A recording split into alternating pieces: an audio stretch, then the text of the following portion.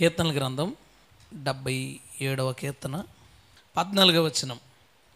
ఆశ్చర్యక్రియలు జరిగించు దేవుడవు నీవే, జనములలో నీ శక్తిని నీవు ప్రత్యక్షపరచుకుని ఉన్నావు. మనలో చదువుతానండి. ఆశ్చర్యక్రియలు జరిగించు దేవుడవు నీవే, జనములలో నీ శక్తిని నీవు ప్రత్యక్షపరచుకుని ఉన్నావు. హల్లెలూయా. మొదట్లో మనకేం చెప్తుందంటే, మన దేవుడు ఆశ్చర్యకార్యాలు చేయువాడు, మన దేవుడు ఆశ్చర్యకార్యాలు చేయువాడు. ఈ విషయంలో మనలో ఎవరికి సందేహం ఉంటుంది? మన దేవుడు ఆశ్చర్యకార్యాలు చేయువాడు అని నమ్మిన వాళ్ళందరూ గట్టిగా స్తోత్రం చెప్దామా? హల్లెలూయా. ఎలాంటివి చేయగలడంటే ఎలాంటివైనా చేయగలడు. ఎన్ని చేయగలడంటే అదేమి స్టాక్ కాదు, స్టాక్ అయిపోయింది. ఇందాకే 10 మంది వచ్చి 10 అద్భుతాలు పట్టుకుపోయారు, మళ్ళీ 4 రోజుల తర్వాత రా అంటాడా? ఏముండదు.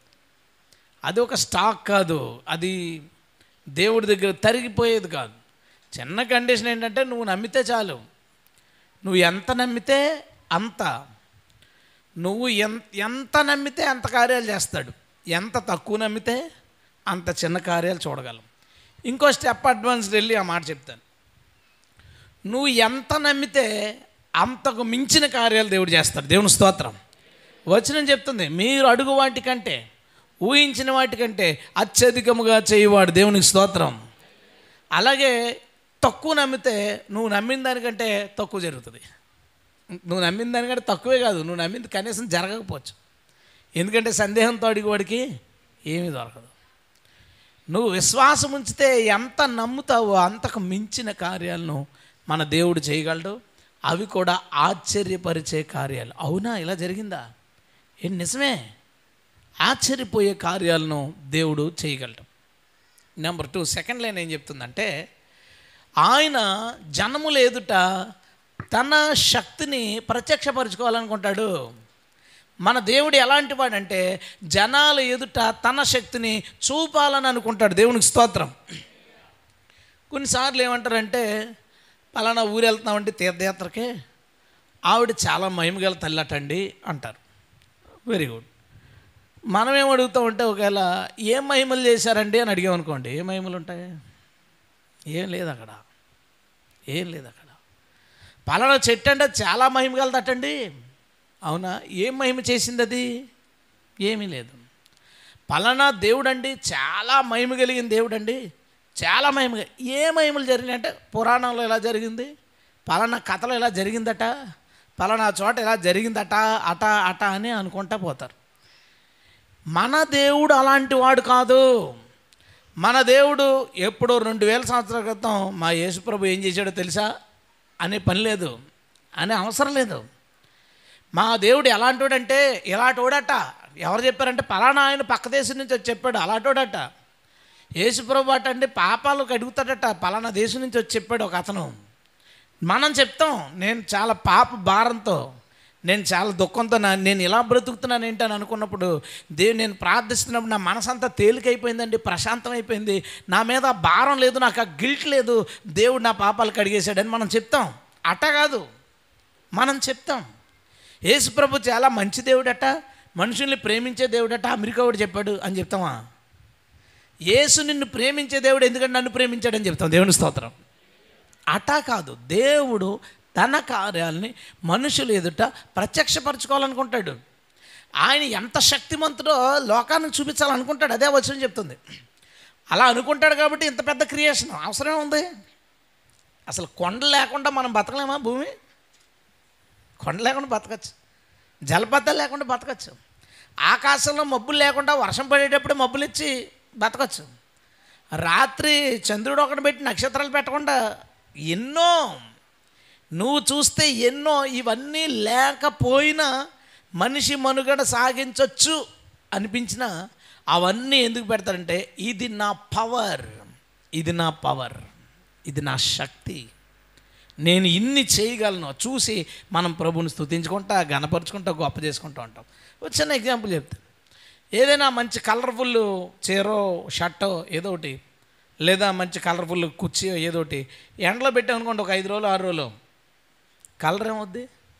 ఫేడ్ అయిపోద్ది. కానీ ఆకులు, పువ్వులు ఎండలో ఉండే కొద్దీ, ఎండ బాగా పడే కొద్దీ అవి ఏంటో తెలుసా, ఇంకా కలర్ఫుల్గా తయారవుతాయి.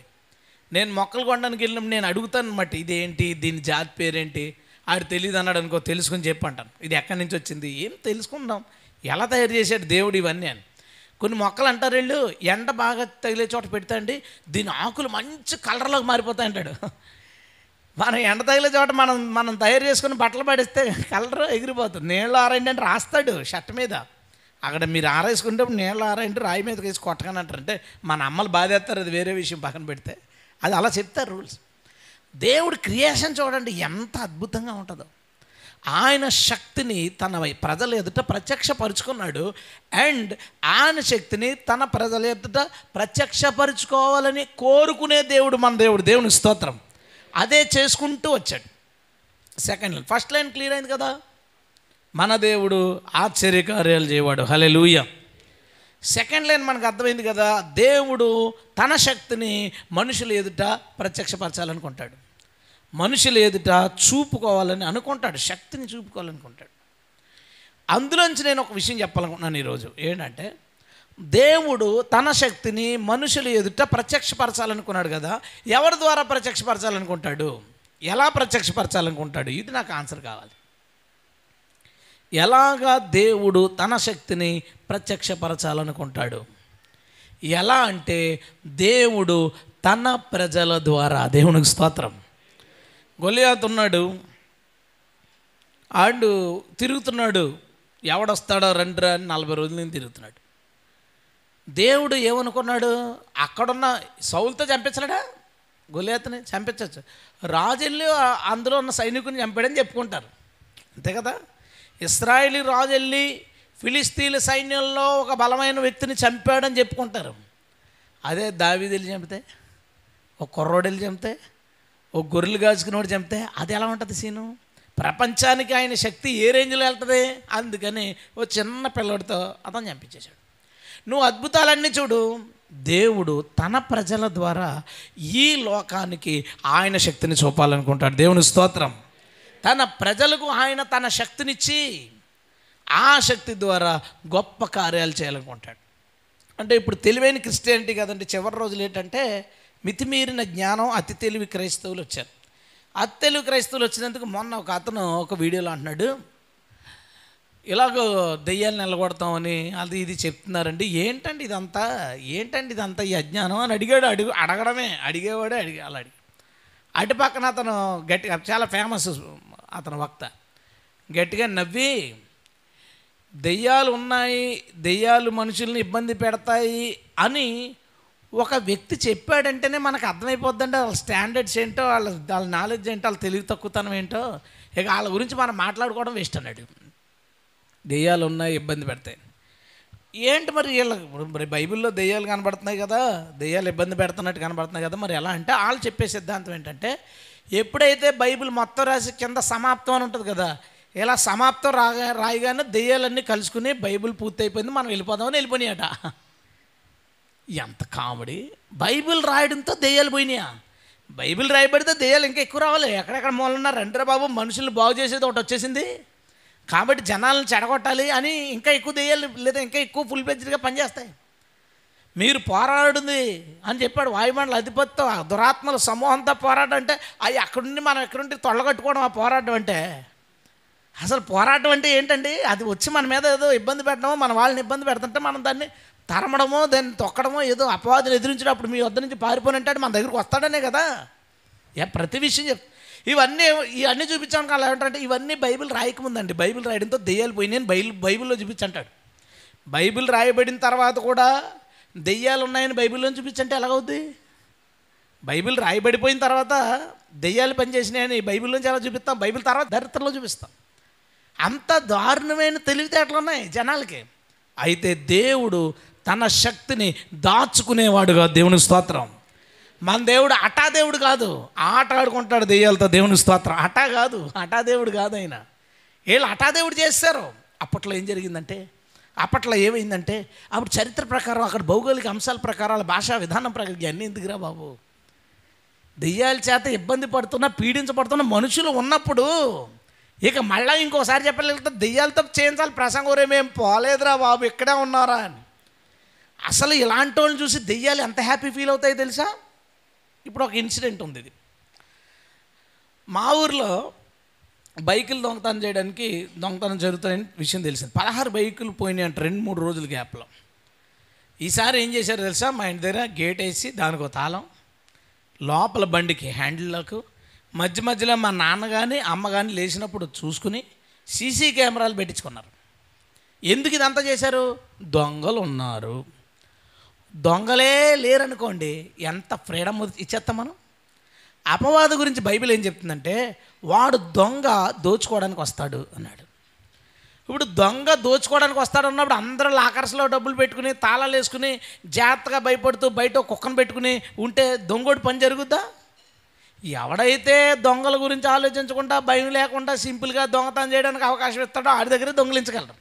అందుకని సాతాను ఏం ప్లాన్ చేశాడంటే, నేను లేను అని ఆడే చెప్పాడు. నేను లేనని చెప్పించుకున్నాడు ప్రపంచంతో. సో ఈ జనాలందరూ ఇప్పుడు అన్యులైతే నమ్మరు. నేను లేనని చెప్తే నువ్వు లేకపోతే మా పిల్లలు ఎందుకు ఎడుతున్నారా బాబు, మా ఇంట్లో కీళ్ళు ఏంటారు బాబు అంటారు. ఇప్పుడు నమ్మే తెంగరోళ్ళు ఎవరన్నా ఉంటే ఎవరాళ్ళు? క్రైస్తవులే. సాతానుగాడు లేడు, దెయ్యాలు లేరు, అసలు ఇబ్బంది లేదు అని చెప్తే నమ్మేవాడు ఎవడన్నట్టు ఇప్పుడు క్రైస్తవుడే నమ్ముతాడు. అసలు మనం వాళ్ళందరినీ తరమాల్సిన వాళ్ళు, దెయ్యాలు తరమాల్సిన వాళ్ళు. ఇప్పుడు ఏంటంటే దెయ్యం లేదట దెయ్యం లేదట అంతే చెప్పేశారు ప్రసంగాలు. జనాలందరూ ఏం నమ్మేశారంటే దెయ్యాలు లేవు. దెయ్యం పట్టిన వాళ్ళు ఏమైనా ఇబ్బంది పెడుతుంటే అది ఏదో సైకలాజికల్ ప్రాబ్లం, హాస్పిటల్కి తీసుకెళ్ళి డాక్టర్ గారిని బాధేస్తుంటుంది. అది అక్కడికి వెళ్ళి డాక్టర్ గారు ఏం చేస్తారు? దెయ్యాలు లేవు, చేతబడులు లేవు, దురాత్మలు లేవు, మనుషుల్ని ఇబ్బంది పరచలేవయ్యి, మనుషుల్ని ఏం చేయలేవు. బైబిల్ కాలమా? సాతాను గడి క్యాలెండర్ ఉంటుందా ఆడికి? ఏమైనా ఆడు ఈ కాలంలో నేను ఎలా ప్రవర్తించాలట, ఎలా చేద్దాం, ఈ కాలంలో ఎలా ప్రవర్తించకూడదట అని ఏమైనా ఉంటాయి ఆడికి ఏం నిబంధనలు లేవు ఆడికి నిబంధనలు లేవు ఆడికి. చూడండి, పాత నిబంధన కాలంలో జరిగింది అది అలాగా, కొత్త నిబంధన జరుగుతున్నప్పుడు జరిగింది.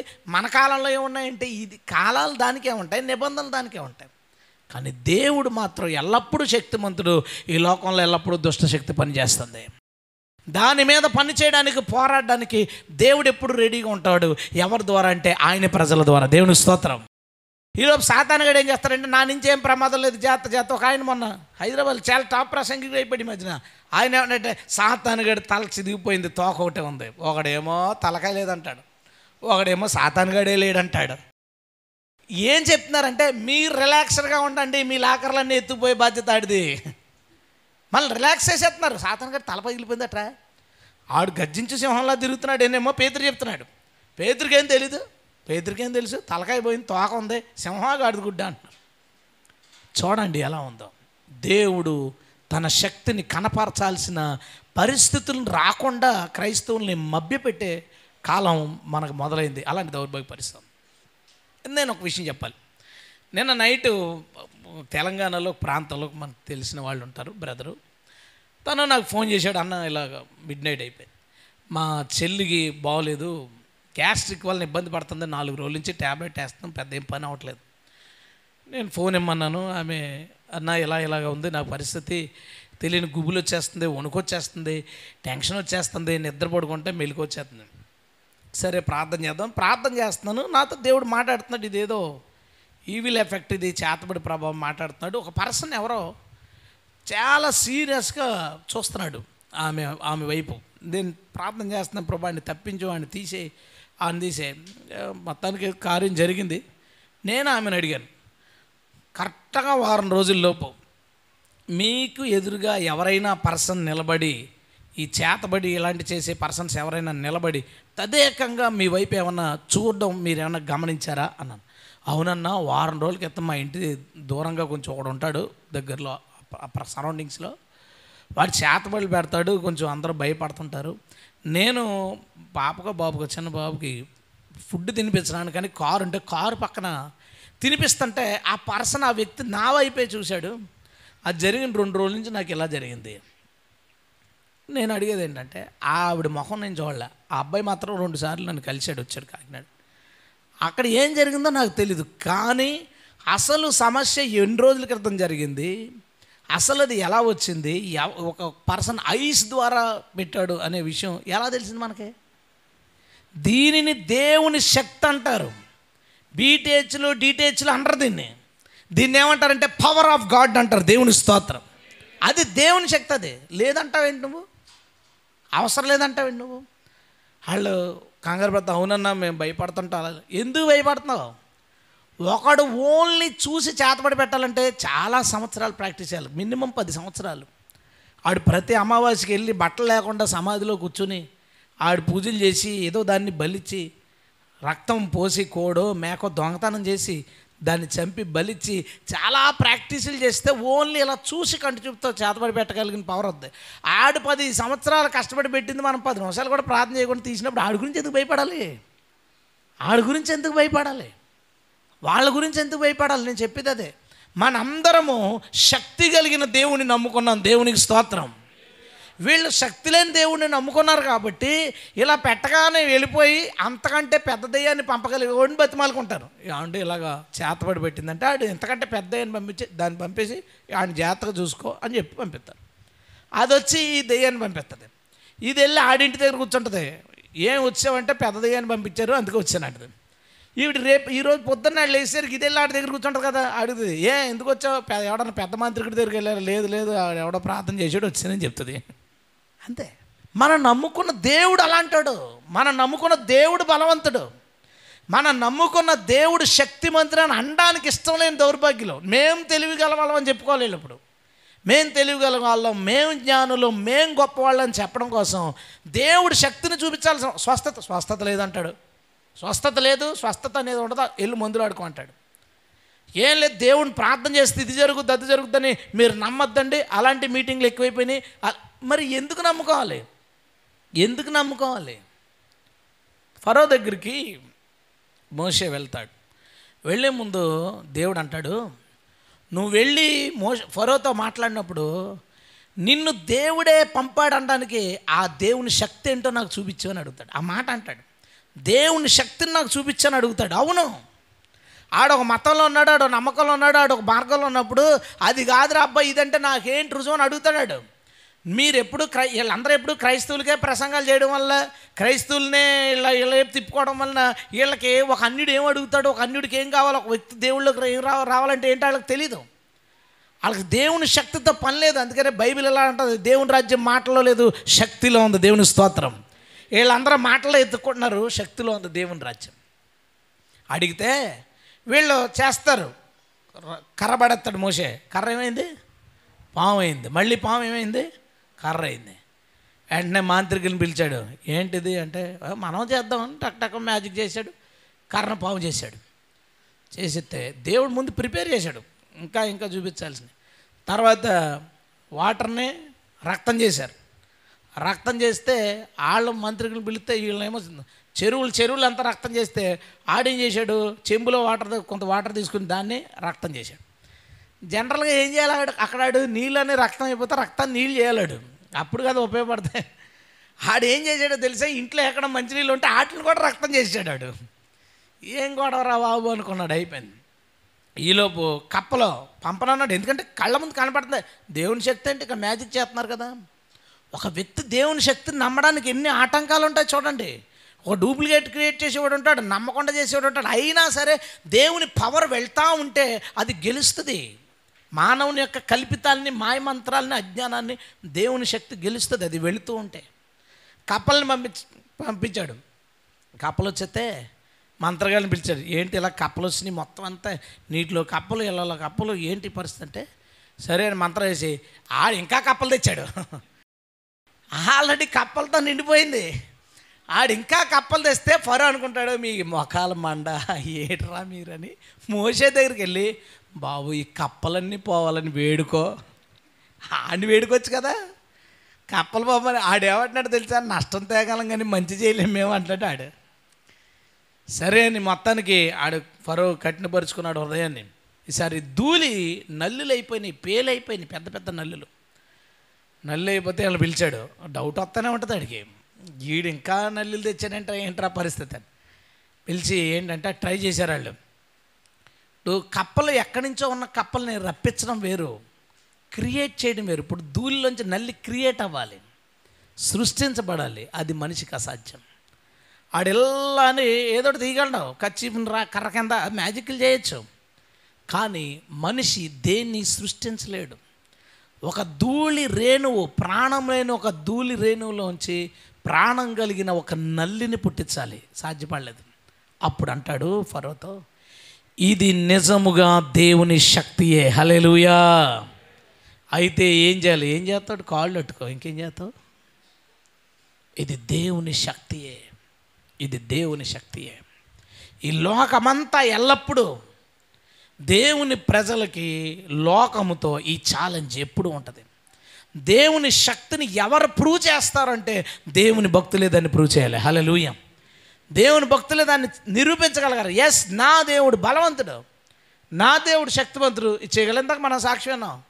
వర్షం కావాలా, ప్రార్థన చేస్తాను, ఉపవాసం ఉండి ప్రార్థన చేసాడట, ఫుల్ వర్షం పడింది. అదే రోజు రాత్రి వర్షం పడింది. అవును, మన దేవుడు శక్తి కలిగిన వాడు. ఆ శక్తిని ప్రజల ఎదుట చూపించాలనుకుంటాడు. ఆ ప్రజల ఎదుట దేవుడు తన ప్రజల ద్వారానే దాన్ని చూపాలనుకుంటాడు. దేవుని స్తోత్రం. తన భక్తుల ద్వారా ఆయన ఎట్టివాడో, ఆయన మాట ఎలాంటిదో, ఆయన మహిమ ఎలాంటిదో, ఆయన ప్రేమ ఎలాంటిదో చూపించాలని ఆయన కోరుకుంటాడు. అయితే ఇప్పుడు మనందరం కూడా ఆయన భక్తులమే.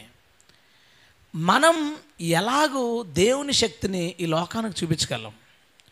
దేవుని శక్తి మనలోనికి ఎప్పుడు వస్తుంది? ఎలా వస్తుంది? వస్తే ఏం జరుగుతుంది? దేవుని శక్తి మనలోకి వస్తే ఏం చేయగలుగుతామో మనం వచ్చే వారం చూసుకుందాం. నేను ఏదో రాసుకుని వచ్చాను, పని అవ్వలేదు, అక్కడ అర్థమైపోయింది నాకు. ఈరోజు మనం ఏం చూడబోతున్నాం అంటే దేవుని శక్తి మనలోకి ఎలా వస్తుంది. చాలామంది కొంతమందిని అడుగుతుంటారు, మంచి మినిస్ట్రీ చేస్తున్న వాళ్ళని అడుగుతారు, ఇన్ని ఎలా చేయగలుగుతున్నారు, ఇది ఎలా చేయగలుగుతున్నారు, ఈ మిరాకిల్స్ ఎలాగా, దేవుని నుంచి సమాధానం ఎలా తెచ్చుకుంటున్నారు, ఎలాగ వెంటనే మీరు డెసిషన్ తీసుకోగలుగుతున్నారు, ఇలా చాలా మాటలు అడుగుతుంటాం మంచి భక్తి పనులు కలిసిన. ఎలాగా పవరాలకు వచ్చింది దేవుని శక్తి వాళ్ళలోనికి ఎలా వచ్చి దాన్ని ప్రజెంట్ చేయగలుగుతున్నారు? దేవుని శక్తిని ఎలాగో మన జీవితాల్లో, మన కుటుంబాలకి, మన ఎదుటింటి వాళ్ళకి, మన గ్రామ ప్రాంత వాసులకి ఎలాగో దేవుని శక్తిని మనం చూపించగలుగుతాం. ఎలా చూపించగలుగుతాం? మీరు ఇప్పుడు ఒక వజ్రాన్ని నాకు చూపించగలరా? ఇప్పుడు ఎందుకు చూపించలేరు? వజ్రం ఉంటే చూపించడం అన్న మ్యాటర్. ప్రాబ్లం చూపించడం కాదు, ప్రాబ్లం శక్తి మన దగ్గర లేకపోవడం. దేవుని శక్తిని చూపించడం ఏం పెద్ద మ్యాటర్ కాదు. అది మన దగ్గర ఉన్నప్పుడు, దాన్ని మనం పొందుకున్నప్పుడు, దానిని మనం సాధించినప్పుడు. ఈరోజు మనం ఏం చూద్దామంటే దేవుని యొక్క శక్తిని మనం ఎలా పొందుకుంటాం. ఎందుకంటే శక్తి లేని ఏ క్రైస్తవుడు దేవునికి సంబంధించినోడు కాదు. పవర్లెస్. ఎప్పుడైతే శక్తిహీనులుగా ఉంటామో అది దేవుని రాజ్యం కాదు. అది దేవుని రాజ్యం మాటల్లో లేదు, శక్తిలో. దేవుని రాజ్యం అంటే ఎవరు?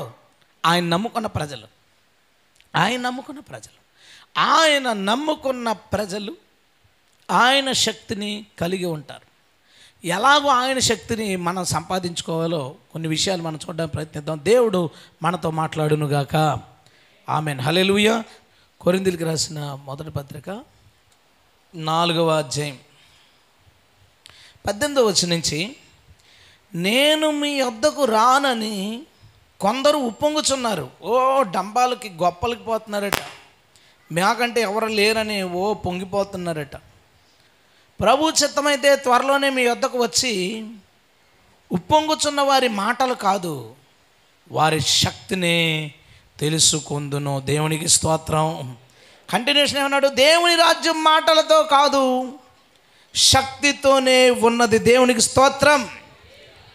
ఇదే మాట పౌలు అన్నాడు అనుకోండి. ఇప్పుడు అరే అబ్బాయి, చాలా అడవిడి చేస్తున్నావు, యూట్యూబ్లో దుమ్ము దులిపేస్తున్నావు, ఓసారి వచ్చి అసలు నీ పవర్ ఏంటో చెక్ చేద్దామంటే, పవర్ ఒకవేళ 1 కేజీలో కొలిస్తే 5 గ్రాములు 6 గ్రాములు ఉంటుంది వాడికి, అది కూడా ఉంటుందో తెలియదు. చూడండి, పౌలు అంట మాట కొరింథీలో అంట చాలా ఉప్పొంగిపోతున్నారంట. కొంతమంది మేము ఇంత గొప్ప అంత గొప్ప, లోడా తెగ మాట్లాడేస్తున్నారట, మాకు ఇది చెప్పడం వచ్చు, అది చెప్పడం వచ్చు అని. పౌలుకి ఆ వార్త అందించారు. పౌలు గారు, ప్రసంగాలు ఎక్కువైపోయినాయండి మా కొరింథీ ఊరిలోని, ఎవడు పడతాడు అకౌంట్లు ఓపెన్ చేసుకుని ప్రసంగాలు చేసేస్తున్నారండి, సెల్ ఎదురుకుంటా పెట్టుకుని. ఆడు ఏదో నాకు తెలుసని బైబిల్లో ఆ రిఫరెన్స్ ఈ రిఫరెన్స్ అని తిప్పి చెప్తున్నాడండి, తెగ మాట్లాడేస్తున్నాడండి అని వార్త అందజేశారు. వార్త చేస్తే పౌలు అన్నాడు, నేను వచ్చిన తర్వాత ఆడి సంగతి చూస్తాను, అందాక శాంపుల్కి ఈ మాట చెప్పాడికి, నేను రానని ఉప్పొంగుతున్నావేమో, వస్తాను, వచ్చినప్పుడు నీ కబుర్లు కాదు నీ దగ్గర ఉన్న శక్తి అంతా చూస్తాను. దేవుని స్తోత్రం. ఇదే మాట దేవుడు అందరికీ చెప్తున్నాడు. ఆయన రాడనుకున్నావేమో, త్వరగా ఆయన వస్తాడు. వచ్చినప్పుడు ఎవరి దగ్గర ఎంత శక్తి ఉందో దానిని ఆయన కొలత వేయను. దేవునికి స్తోత్రం. ఈరోజు అంతా ఇదే మాట్లాడడమే. ఈరోజు ఈ చివరి దరిద్రపు క్రైస్తవ్యం ఏంటంటే మాట్లాడటమే, భ్రష్ట క్రైస్తవ్యం. మాట్లాడుతున్నామా లేదా? మనం బాగా చెప్తున్నాం, వాగుతున్నాం, బాగా వాగుతున్నాం, అంతే. లేదు, దాంట్లో ఒక శక్తి లేదు. మాట్లాడాలి, శక్తితో మాట్లాడాలి. పరిచర్య శక్తితో జరగాలి, సువార్త శక్తితో జరగాలి. దేవుని రాజ్యం మాటలతో కాదు, దేంతో ప్రారంభమవుతుంది, దేంతో నిలబడుతుంది అంటే శక్తితో నిలబడుతుంది. దేవుని స్తోత్రం. ఇప్పుడు మనందరం కూడా ఏమవ్వాలి అంటే శక్తిమంతులు అవ్వాలి.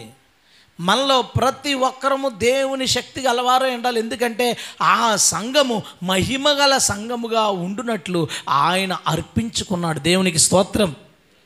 మహిమగల సంఘంగా ఉండాలని, మాటలు కలిగిన సంఘం అవ్వాలని కోరుకోలేదు, మాటలు చెప్పే సంఘం అవ్వాలని కోరుకోవట్లేదు. ఆయన ఏమనుకుంటున్నాడో తెలుసా? ఇది మహిమ కలిగిన సంఘం, ఇది గ్లోరియస్ చర్చ్ అవ్వాలి. మహిమ ఉండాలి అక్కడ. మహిమ అంటే ఏంటో తెలుసా? మానవుల దగ్గర లేనిది, మానవులు చేయలేనిది, మానవులకి సాధ్యం కాని దాన్ని మహిమ అంటాం. అలాంటి మహిమ. అందుకనే దేవుణ్ణి మహిమపరచరి. ఏదైనా కార్యం జరిగినప్పుడు వాళ్ళు ఏం చేసేవారు? దేవుణ్ణి మహిమపరచరు. అంటే మనుషులు చేయలేని ఒక పనిని దేవుడు చేసినప్పుడు దేవుణ్ణి మహిమపరిచారు. సంఘం మహిమగలదిగా ఉండడం అంటే అర్థం ఏంటంటే లోకంలో ఉన్న మనుషులు చేయలేని, లోకంలో ఉన్న మనుషులు ఊహించలేని కార్యాలను దేవుడు తన సంఘము ద్వారా చేయించాలని కోరుకుంటున్నాడు. దేవునికి స్తోత్రం. అది మహిమ కలిగిన సంఘం అప్పుడు అవుతుంది. దేవుని శక్తి మనకి ఎలా వస్తుంది? దేవుని శక్తి మన దగ్గరకు రావాలంటే ముందు మన శక్తిని దేవునికి ఇవ్వాలి. ఇదే నేను ఈరోజు చెప్పాలనుకుంటే విషయం. చివరిదాకా ఇదే విషయం చెప్తాను. దేవుని శక్తి మన దగ్గరకు రావాలి అంటే ముందుగా మన శక్తిని దేవుడికి ఇవ్వాల్సిన అవసరం ఉంటుంది. అలా ఇస్తూ ఉంటే అనేక కోణాల్లో దేవుని యొక్క శక్తిని మనం పొందుకుంటాం. పొందుకుని అనేక కార్యాలు ఈ లోకం ఎదుట, మన కుటుంబాలు ఎదుట, మన జీవితంలో మనం చూడడానికి అవకాశం ఉంటుంది. హల్లెలూయా. దేవుని శక్తిని మన శక్తిని దేవుడికి ఇవ్వడం ఏంటి? మన శక్తిని ఇస్తే శక్తిని ఇవ్వడం ఏంటి? చూద్దాం. అసలు ద్వితీయోపదేశకాండం 6వ అధ్యాయం 5వ వచనం. నీ పూర్ణ హృదయముతోనూ, నీ పూర్ణ ఆత్మతోనూ, నీ పూర్ణ శక్తితోనూ నీ దేవుడైన యెహోవాను ప్రేమించవలెను. మనం ఏం చేయాలంట? పూర్ణమైన ఆత్మతోనూ, పూర్ణమైన హృదయముతోనూ, మూడోది ఏం చెప్పాడు? పూర్ణమైన శక్తితోనూ మనం దేవుణ్ణి ప్రేమించాలి. ఎప్పుడు మనం మన హార్ట్తో పాటు మనసులో ఉంటే చాలు. మనసులో ఉన్నాను, మనసులో నమ్ముకున్నాను, అదే కాదట. ఇంకేం కావాలంట? మన శక్తి కూడా, మనకున్న పూర్ణ శక్తితో ఎప్పుడైతే దేవుణ్ణి ప్రేమిస్తామో అందులో సందేహం లేదు, ఆయన శక్తి మన దగ్గరికి వస్తుంది.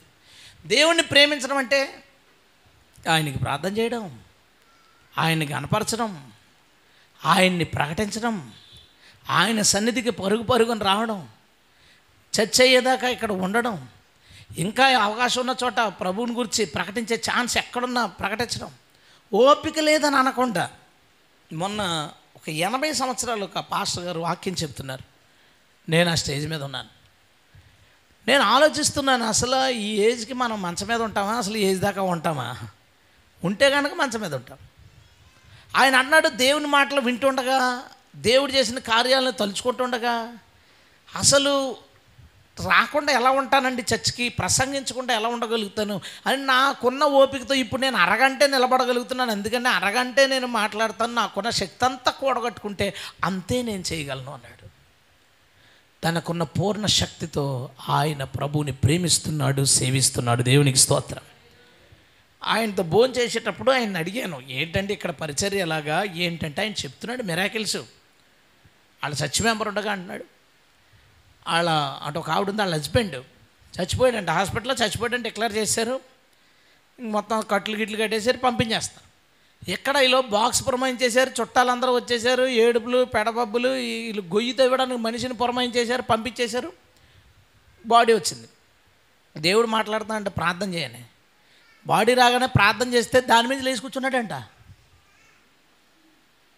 బొరపోయింది ఆ ఊళ్ళో. నేను అనుకున్నా ఊళ్ళో వాళ్ళ పరిస్థితి అంటావు, ఊళ్ళో వాళ్ళు ఏమైపోయారంటావు. ఇప్పుడు ఒక మనిషి సడన్గా యాక్సిడెంట్లో చచ్చిపోతుంటే పెద్ద న్యూస్ కదా ఊరిలో, విలేజ్లో.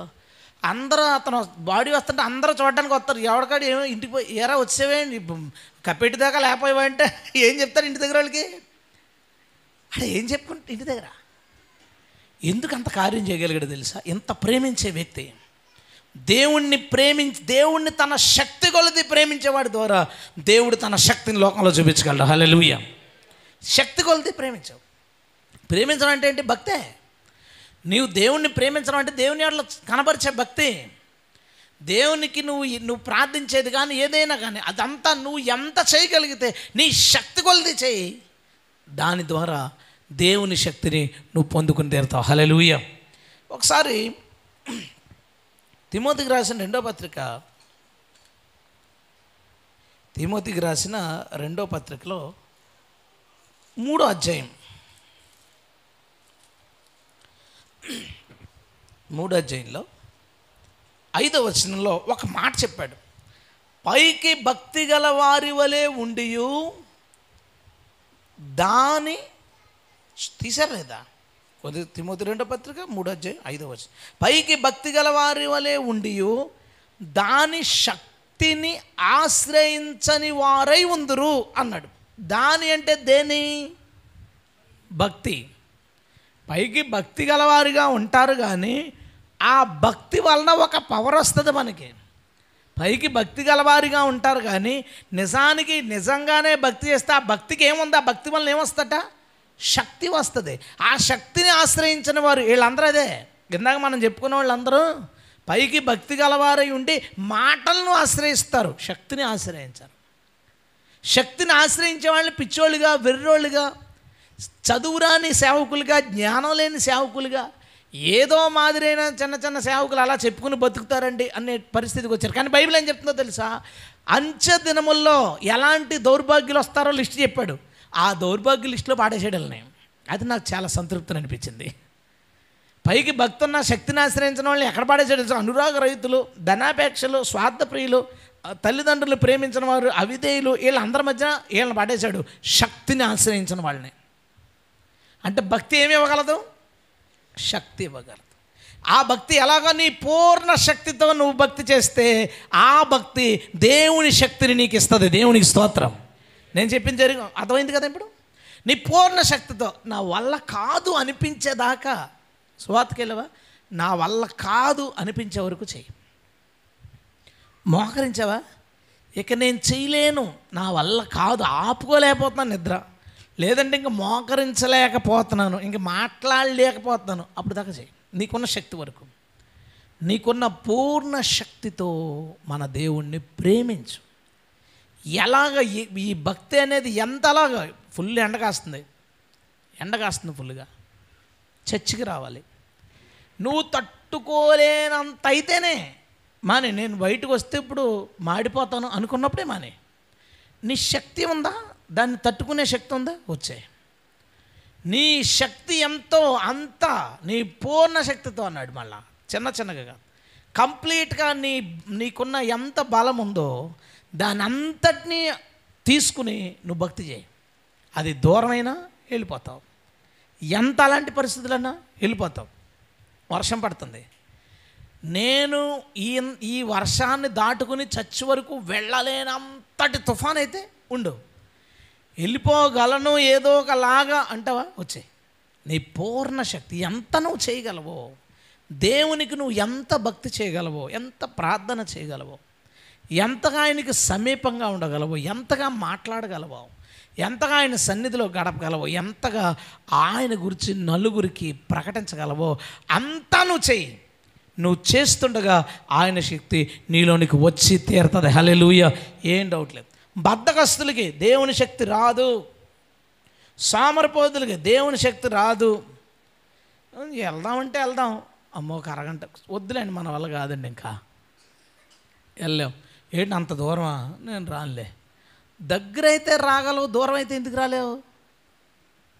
ఎనర్జీ ఖర్చు పెట్టాలి అక్కడ, అది బాధ. పెళ్ళికి అంతకంటే దూరం పోతాడు, పెళ్ళికి పోతాడు, ఇంటర్వ్యూకి అంతకంటే దూరం పోతాడు. కానీ ప్రేమించడానికి, నా ప్రేమను యేసు మీద నాకున్న ప్రేమను చూపించడానికి అంత దూరం వెళ్ళడానికి నా బలాన్ని వాడాలని వద్దండి. అంటే ఇంకేమో కొంతమందిని చూస్తే చాలా సిగ్గు అనిపిస్తుంది. వాళ్ళ కాల్ సరిగ్గా ఉండదు, లేదా వాళ్ళ బాడీలో ఏదో ఇబ్బందులు ఉంటాయి. అయినా సరే వాళ్ళు మానక ముందు వచ్చి చర్చలో కూర్చొని చర్చ అయితే కూర్చొని వెళ్తారు. ఇప్పుడు సింహాచలం గారు ఉన్నారు, ఆయనకున్న పరిస్థితి ఏంటి? ఆయన వచ్చి కూర్చుని వాక్యం అంతా అయిన చర్చ అంతా అయిపోయిన తర్వాత ప్రార్థన చేయించుకుని వెళ్తాడు. ఆయన ముందు వస్తుంది, ఫస్ట్ ప్రేజీలు అడ్డు చెప్పేది ఆయనే మ్యాక్సిమం చాలాసార్లు. ఎందుకు? ఒక వ్యక్తి దేవుణ్ణి తన పూర్ణ శక్తితో ప్రేమించినప్పుడు చాలా బలమైన భక్తి చేయగలడు. ఎప్పుడు అతడు మంచి భక్తి చేయగలడో ఆ భక్తికి ఒక పవర్ ఉంది. క్రైస్తవుల భక్తికి శక్తి ఉంది, డౌట్ ఏం లేదు. నేను 1000 దీపాలు వెలిగించానండి ఈరోజు. ఓకే, ఏమొచ్చింది? ఏం లేదు. 1,000,000 దీపార్చన చేశానండి, వెరీ గుడ్. ఏమన్నా వచ్చిందా? ఏం లేదు, ఏమీ లేదు. నేనండి ఒక అరగంట చాలా ఆధ్యాత్మికంగా బలంగా ప్రార్థన చేసుకున్నానండి, ఏమొచ్చింది? చాలా వచ్చింది, చాలా వచ్చింది. చర్చిలో చాలా హ్యాపీగా ఉండి మొత్తం అంతా గడిపానండి దేవుని దగ్గర. ఏమొచ్చింది? నేను వచ్చినప్పుడు నాకున్న సమస్యలు, బాధలు, డల్నెస్ ఏవైతే ఉన్నాయో అవన్నీ ఎగిరిపోయినాయి. దేవుని స్తోత్రం. అది భక్తికున్న పవర్, భక్తికున్న పవర్. అందుకే యోబు గ్రంథంలో ఎలా అంటుంది, నీ భక్తి నీకు ధైర్యం పుట్టించదా? భక్తి ఏం చేయగలదో తెలుసా? దానికి ఉన్న పవర్ ఏంటో తెలుసా? ఏ భయాలు, ఏ ఇబ్బందులు ఉన్నా అది నీకు ధైర్యాన్ని పుట్టిస్తుంది. హల్లెలూయా. భయపడకండి. ఇప్పుడు చేతపడాలు ఇటు అటు తిరుగుతారు. మన వాళ్ళు చాలామంది అసలు ఏం భయపడరు. ఎందుకని? భక్తి ఏం చేసింది? వాళ్ళకి ధైర్యం పుట్టించింది. చేసుకుంటే మళ్ళీ వెనక పంపించేస్తాం. ఒకవేళ పడితే మనకి పట్టదు, ఒకవేళ పడితే వెనక పంపించేద్దాం అనుకుంటాం. నీకు ఆ ధైర్యం ఎక్కడి నుంచి వచ్చిందిరా? నువ్వు కూడా నేర్చుకున్నావా చేతపళ్ళు? ఎందుకు వచ్చింది? మేము భక్తి చేస్తున్నాం. ఆ భక్తి వట్టిది కాదు, వట్టిది కాదు. ఈ నెల అంతా మేము నాన్ వెజ్ తినమండి, ఉపవాసాలు ఉంటాం. Very good. నెలాఖరు ఏం జరిగిందంటే 1 కేజీ 2 కేజీలు తగ్గుంటావు. అంతకంటే నీకు పవర్ ఏమొచ్చింది? లేదు. ఫిజికల్గా బరువు ఏమైనా తగ్గుండొచ్చు తప్ప అంతకంటే ఏం లేదు. కానీ నేను ఒకరోజు ఉపవాసం ఉన్నానండి, రోజంతా ఉపవాసం ఉండి ప్రార్థన చేశాను. ఏం సంపాదించ ఆత్మలో మంచి బలం పొందుకున్నానండి. చీకటి శక్తుల్ని ఏదన్నా సరే ఎదిరించగలను. లేదా ఇంకోటి ఏదైనా మనం దేవుని కోసం చేసే ఏ భక్తి అయినా ఎప్పుడైనా ఒట్టిగా పోవడం చూసామా? నిజంగా చేస్తే మనకు పూర్తి విశ్వాసం లేకుండా కూర్చుని తినడం మానేసిన ఏం చేసినా ఏమవుతుంది? నువ్వు విశ్వాసంతో దేవుని కొరకు నువ్వు చేసే ఏ భక్తి ఎప్పటికీ అది బలం లేనిది కాదు. దేవునికి స్తోత్రం. అది మనం నమ్ముకున్న దేవుడు. మనం నమ్ముకున్న దేవుడికి మనం భక్తి చేస్తుండగా ఆ భక్తి మనకి పవర్ ఇవ్వగలదు. నువ్వు పూర్ణ శక్తితో నీ దేవుణ్ణి ప్రేమించిన ఎడల ఆయన నీవు చేసే భక్తిని బట్టి నీకు తిరగేసి శక్తిని అనుగ్రహిస్తాడు. హల్లెలూయా. ఈరోజు అంతా మనం తెలుసుకునేది ఏంటి? పవర్ ఎలా సంపాదించాలి, దేవుని శక్తిని ఎలా సంపాదించాలి. పూర్ణ హృదయంతో ప్రేమించేసిని యేసు నీకు ఇష్టమైన వ్యక్తి, యేసు నువ్వు ప్రేమించే వ్యక్తి. ఏదైనా చెప్పాలా ఫస్ట్ ఆయనకే, ఏదైనా అడగాల ఫస్ట్ ఆయన్నే, ఏదైనా ఆధారపడాలా ఫస్ట్ ఆయన మీదే. ఆయన వల్ల కాకపోతే రెండో దానికి వెళ్ళిపో. ఆ పరిస్థితికి ఎప్పుడు రాదు, వస్తే వెళ్ళిపో. ఆయనే చేయకపోతే ఎవడ చేయడుగా, ఫస్ట్ ఆయనే. ఆయన నా వల్ల కాదని చేతులు ఎత్తేసినప్పుడు వెళ్ళిపో నువ్వు ఇంకో చోటకి. నువ్వు ఆయన్ని పూర్ణ శక్తితో ప్రేమించినప్పుడు ఆయనే సంపూర్ణంగా నీ ఆధారం అవుతాడు, నీకు శక్తినిస్తాడు. హల్లెలూయా. రెండో విషయానికి వెళ్దామండి. దినవృత్తాంతాల మొదటి గ్రంథం 13వ అధ్యాయం.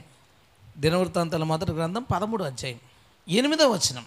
దావీదును ఇశ్రాయేలు అందరూ తమ పూర్ణ శక్తితో దేవుని సన్నిధిని పాటలు పాడుచు, సితారాలు, స్వరమండలాలు, తంబురాలు, తాళాలు వాయించుచు, బోరలు ఊదుచుండిరి.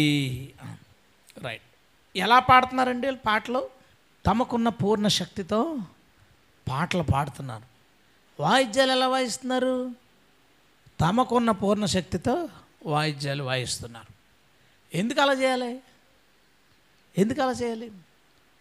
ఇది ఎలా వస్తుందో, ఎలాంటి పవర్స్ వస్తాయో దాని ద్వారా ఏం చేస్తాం వచ్చే వారంలో చూసుకుంటాం. కానీ పవర్ రావడం గురించి నేను చెప్తున్నాను.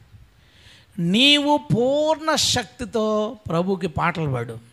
డెఫినెట్గా నువ్వు పాటలు పాడి ప్రభువుని స్తుతించుచుండగా నీవు శక్తిని పొందుకుంటావు. దేవునికి స్తోత్రం. ఏం డౌట్ లేదు. పూర్ణ శక్తితో పాడు. వాళ్ళు పాడుతున్నారు పూర్ణ శక్తితో వాళ్ళు పాడుతున్నారు. మన చర్చిలో ఎలా ఉంటుందంటే, కొంతమంది చప్పట్లు కొడుతున్నప్పుడు ఈ రెండు చేతుల మధ్య ఏగలేమన్నా పడి చచ్చిపోతాయేమో నెమ్మది కొడుతుంటాడు. సౌండ్ జాగ్రత్త కొడతాడు. పాటలు పాడేటప్పుడు నెమ్మదిగా పాడతాడు. దేవుడు మహాకృప వలన మనకి ఇటు పక్కన కానీ అటు పక్కన కానీ ఎదురుగుంటా కానీ వెనకాల నుంచి కానీ మన సంఘానికి మన చర్చికి ఏ ప్రాబ్లం లేదు. మనసారా ప్రభుని ఆరాధించుకోవచ్చు. దేవుని స్తోత్రం. శక్తితో పాడు. ఎందుకు నువ్వు మౌనంగా ఉంటావు? ఎందుకు చిన్నగా ఉంటావు? పాట ఎలా గమనిస్తూ ఉండాలంటే, పాటను ఫస్ట్ లైన్ అయింది, మళ్ళీ దీన్నే పాడతారు కదా, రెండోసారి కలిపేయడమే, మళ్ళీ మూడోసారి కలిపేది. దేవుని కృపలు ఏంటంటే, మన చర్చిలో కొత్త పాటలు ఎప్పుడో ఒకసారి అవుతుంటాయి. అనుకోకుండా కొత్త పాట వచ్చిందంటే దాన్ని అందరికీ అలవాటు అయ్యేదాకా తిప్పి కొడతాం వీళ్ళు వాళ్ళు. ఉన్న 2 పాటలు ఆరాధన 2 సార్లు, 2 పాటలు 2 సార్లు ఆరాధన, అంతే కదా ఉంటుంది. చివరి మళ్ళీ ఒకటి చేసుకుంటాం అనుకోండి, చిన్న కొసరా అనమాట, ఫినిషింగ్ టచ్. పాడిన ప్రతిసారి నీ పూర్ణ శక్తితో పాడు. దేవుని స్తోత్రం. నువ్వు పాడు. దేవుణ్ణి గణపరచాలనుకున్నప్పుడు నెమ్మదిగా గణపరచరు. ఎవరో నెమ్మదిగా గణపరచరు. వీళ్ళు పొలిటీషియన్స్ వచ్చినప్పుడు వాళ్ళకి జైలు కొట్టారు, జై జై జై అంటాం. విన్నారా ఎవరైనా? ఎందుకు వెళ్ళలేదు? ఒక మనిషినే కాదు, ఎవరైనా ఒక వ్యక్తిని హెచ్చించేటప్పుడు అది నెమ్మదిగా చెప్పరు. ఎప్పుడు నెమ్మదిగా చెప్పడం. ఒక వ్యక్తిని హెచ్చించేటప్పుడు, ఒక వ్యక్తి గురించి జనరల్గా చెప్పేటప్పుడు, లేదా ఆ వ్యక్తి మీద సనిగేటప్పుడు సౌండ్ తక్కువ ఉంటుంది. ఆ వ్యక్తిని ఘనపరిచేటప్పుడు ఎవ్వరు మౌనంగా ఉండి నెమ్మదిగా చెప్పరు. నీకున్న పూర్ణ శక్తితో గొంతెత్తిపాడు. దేవునికి స్తోత్రం. అది దేవుని ప్రేమించటే, అది కూడా దేవుణ్ణి ప్రేమించటే. దేవుణ్ణి కొనియాడుతున్నాం, దేవుణ్ణి పొగుడుతున్నాం. సైలెంట్ వద్దు. చప్పట్లు కొట్టేటప్పుడు కొన్ని చోట్ల చర్చిలో కొట్టనే ఉన్నాయని పక్కన పెట్టండి, చప్పట్లు కొట్టేటప్పుడు పాస్టర్స్ చెప్తుంటారు మధ్యలో, గట్టిగా చప్పట్లు కొడదాం, గట్టి కొట్టుపాను అని చెప్తుంటారు. నేను అనుకుంటాను చెప్దామని, ఏదో నేను ఈ మెసేజ్ మళ్ళీ చూసుకుంటా, రెఫరెన్స్లు చూసుకుంటా, ఇంకా దీన్ని ఏమి యాడ్ చేయాలి ఈ పనిలో ఉంటాను. చెప్దామని అనిపిస్తుంది. మళ్ళీ మనసుకి ఏమనిపిస్తుంది అంటే, చెప్తాడు నా గురించి కొడతాడు. నేను చెప్పాననుకో, పాస్టర్ చెప్పారు గట్టి కొట్టరా బాబు అని. అలా వద్దు. నీ పూర్ణ శక్తితో పాటలు పాడమని పూర్ణ శక్తితో వాయిద్యాలు వాయించారు భక్తులు పూర్ణ శక్తితో పాటలు పాడుతూ పూర్ణ శక్తితో వాయిద్యాలు వాయించారు వాళ్ళు. ఇశ్రాయేల్ అందరూ అంతే. ఇశ్రాయేల్ ఎప్పుడు దేవుణ్ణి ఆరాధించినా వాళ్ళు మౌనంగా ఆరాధించరు. హల్లెలూయా. అలాగ పాటలు పాడతా ఎరికే గోళ్ళ బాగలు కొట్టేసారు, పాటలు పాడతా కనాన్ని ఆక్రమించేసుకున్నారు, పాటలు పాడతా రాజులు అయిపోయారు, పాటలు పాడతా రాజ్యాలు ఆక్రమించేసుకున్నారు, పాపాల్లో పడిపోయి వీటన్నిటినీ పోగొట్టేసుకున్నారు. కానీ పాటలు పాడినసేపు మాత్రం చాలా బాగున్నారండి వాళ్ళు. హల్లెలూయా. ఆఖరికి బైబిల్ ఇలాగంటది, వాళ్ళు విమోచన చెందినప్పుడు మనుషులందరూ దినాన్ని విమోచన పొందినప్పుడు వారు పాటలు పాడుతూ సియోన్లోకి ప్రవేశించెదరు. హల్లెలూయా. సాంగ్ ఎంత ఇంపార్టెంట్ క్రిస్టియానిటీలో, ఎంత ఇంపార్టెంట్. పాటలు పాడుతూ సియోన్లోకి వాళ్ళు ప్రవేశించెదరు అని రాశాడు. అంటే తీర్పులో నువ్వు వెళ్ళిపో పరలోకం అనగానే ఆడి నోట్లోంచి ఏమొస్తాడు ఇప్పుడు? పాట. విడుదల సమీపించినని పాడతాడో, ఆడు ఇంకేం పాట పాడతాడో మనకు తెలీదు. పర్వాసు అలాంటి స్లో సాంగ్స్ పాడలే నాకు తెలిసి, గట్టిగానే పాడతాడు. హల్లెలూయా స్తుతి మహిమ అంట. విడుదల వచ్చినప్పుడు అది ఎంత ఆనందం ఉంటుంది. ఆనందంలో వాళ్ళు ఏం చేశారు తెలుసా? పాటే. మనందరం కూడా పాడదాం. జైల్లో వాళ్ళని పడిసేస్తే సువార్త చేసినందుకు పడేశారు. జైల్లో మళ్ళీ పాట పాడతారు, ఖైదీలందరూ వినిచుండిరి. ఎంతమందికి వినపడుతుంది అది?